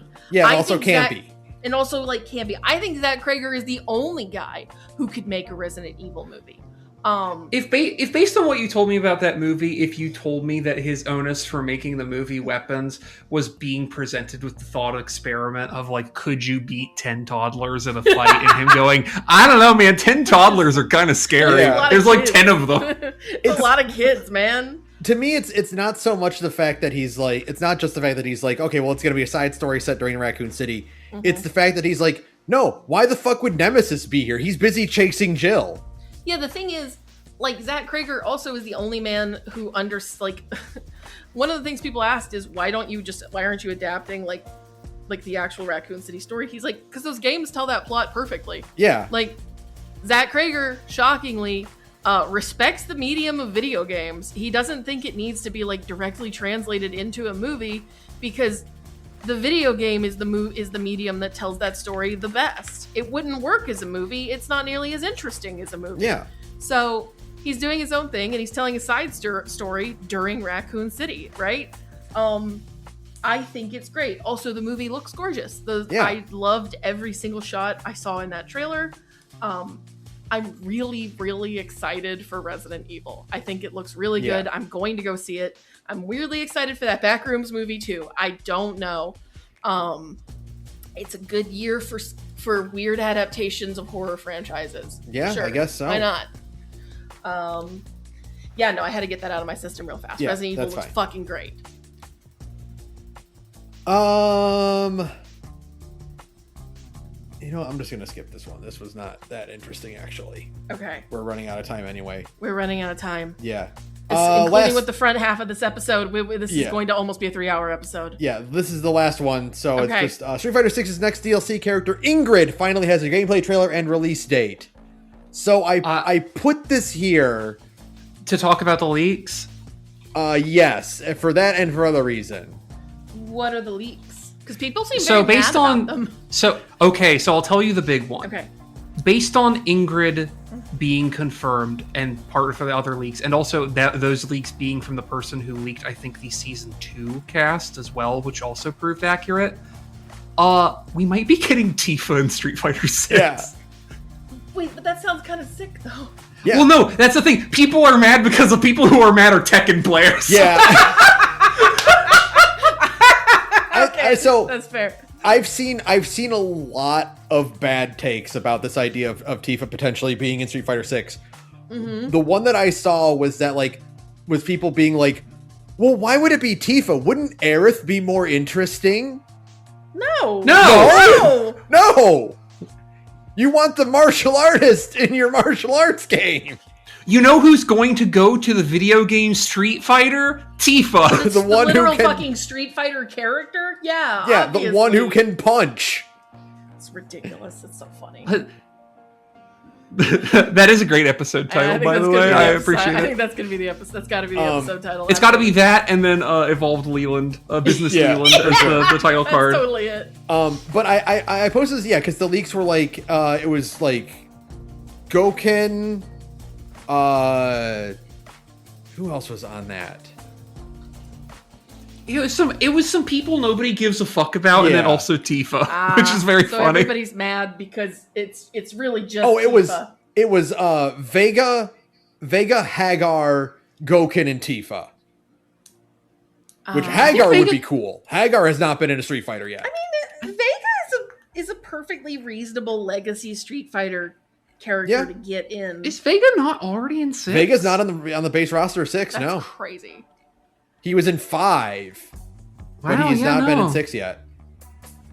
Crazy. I mean, but yeah, like it's a bunch of here's a bunch of very expected broader Street Fighter cast picks, and then also, by the way, Tifa. Mm-hmm.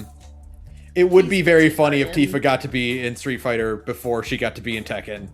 Well, she's never going to be in Tekken at this rate, Yeah. and I'll tell you for free. As much as I am not that much of a fighting game player, and I have not kept up with Street Fighter 6's like various expansion sales and whatever, I'm going to get that character pass and all that bonus content day one. This means, if this is true, we're going to get to see Tifa in Street Fighter 6's art style. Yeah, I'm okay with that. That's gonna be so fucking cool. Yeah, I'm fine with that. We're gonna get to see John Street Fighter in Cloud cosplay. Yeah. I mean, realistically, they will, because when they roll out the new characters, like they have their battle pass or whatever, Yeah. and their battle pass is almost always includes shit that lets you lets you create a character cosplay that character or something from that character's IP. Totally. I also put this on here because, like, I watched the Ingrid trailer and I was like, wow, this is such an interesting take for this character, because she's like, it's got this like cosmic magical girl thing going. I like her weird little hat. Yeah. Sarah, have you seen SF6 Ingrid? I have not. Hold on, let me get a picture while Ben continues. And then I realized, like, days later, I was like, oh, this is a different character than the one I was thinking of. I thought this was Karin from Street Fighter that's 6. Yeah. The Ojo-sama girl. So, normal Ingrid looks kind of like this, right? Which is like, that's a very normal sort of magic-y, kind of magical girl sort of like look for a character. Here is the official artwork for Street Fighter 6 Ingrid. If this actually there it goes. Oh, I kind of love it. Yeah, no, it's great. It's really cute. I love her fun. weird. I love her weird little hair hat. It's really charming. Because Ingrid is not really a Street Fighter character. Okay. She is, I think she was originally created for Capcom Fighting All-Stars. Okay. Which is a 3D fighter. A Capcom Fighting Evolution. Yeah. And it was a 3D fighter that I think, like, she was more in, Oh, she was made for Fighting All-Stars. yeah, she was made for Fighting All-Stars game... and then got backported into Alpha 3.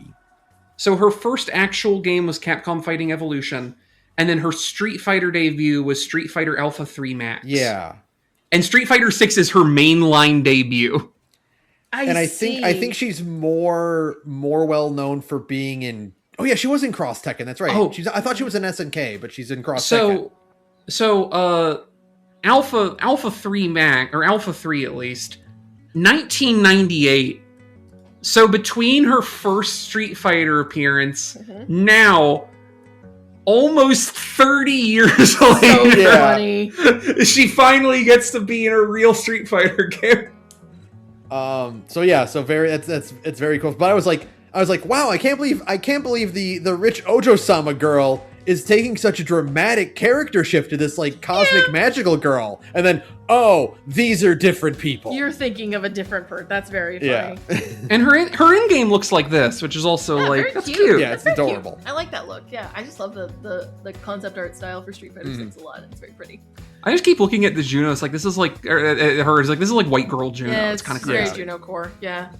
And her trailer is very funny because she's also got like a influencer gimmick to her That's cute. where she like is like live streaming her fights. Mm-hmm. Which I always think is like a fun gimmick for like fighting game characters to have. But yeah, no, that's about it. Like Ingrid is out, and then also the rumors of potentially Tifa being in Street Fighter. If Tifa is in Street Fighter 6, just the cultural victory of Capcom. Oh, Yeah, it's Capcom- eternal. Yeah, it's Capcom never nomination. being over. They're going to get so many sales from the Italian Senate. Yeah. They're gonna get sales from me to play as Tifa. Crazy. That's right. But that's it. Oh my god, this has been so fucking long. Oh my god, we talked way too long. I guess Final Fantasy 14 is still good. It was Fuck. comic books and Final Fantasy. This is bound to happen. This is my weakness, as it turns out. I will never escape Final Fantasy 14's dark hole. Never, Bruce ever. Wayne and Xenos. Fucking hell, kill me now. Get us out of here. All right, that'll do it for us. Thank you to Broke Free for use of background music. Email us at thegorgepodcast@gmail.com. Follow us on our social medias. Join our Patreon and Discord, patreon.com/thegorge. Listen to The Reboot, our TTRPG. Fucking join the Discord because we're watching Hunter x Hunter, and then we're going to watch Dorohedoro, and then we're going to watch more Hunter x Hunter, and then we're going to watch Evangelion. That's right. By the time you hear this, because it will definitely be May 1st at that point, it will be my birthday. Oh, happy Yeah, what are we doing tomorrow? I don't know. We'll figure it out. I will say, though, if you're hearing this and you're like, damn, it's Saturn's birthday, but I didn't get them anything. Did you know you can play my visual novel, and that is basically like getting me a birthday present? It's true. It's true. Mm-hmm. That's all I really had to say No, about it's it. fair. Play my visual novel or die. Yeah, we'll be streaming something maybe tomorrow, and we'll see what else happens. Right. All right. Good night, everyone. The funniest thing of FanFest was when Yoshi P said, "Fuck you, grovel before my fans," to the CEO Yes. of Square Enix. Fuck He the- made that motherfucker get up in front of 20,000 people in Anaheim, California, and be like, "Yes, we will give more money to Creative Business Unit 3. We'll Please we'll don't stop tear me spending apart. all of Yoshi P-san's money on failed mobile games. I'm sorry. I'm sorry. Please don't do the end of weapons to me. Thank you." Fuck yeah. Fuck the CEO of Square Enix. He deserved that shit. That's right. Good night, everyone. Good night, everyone.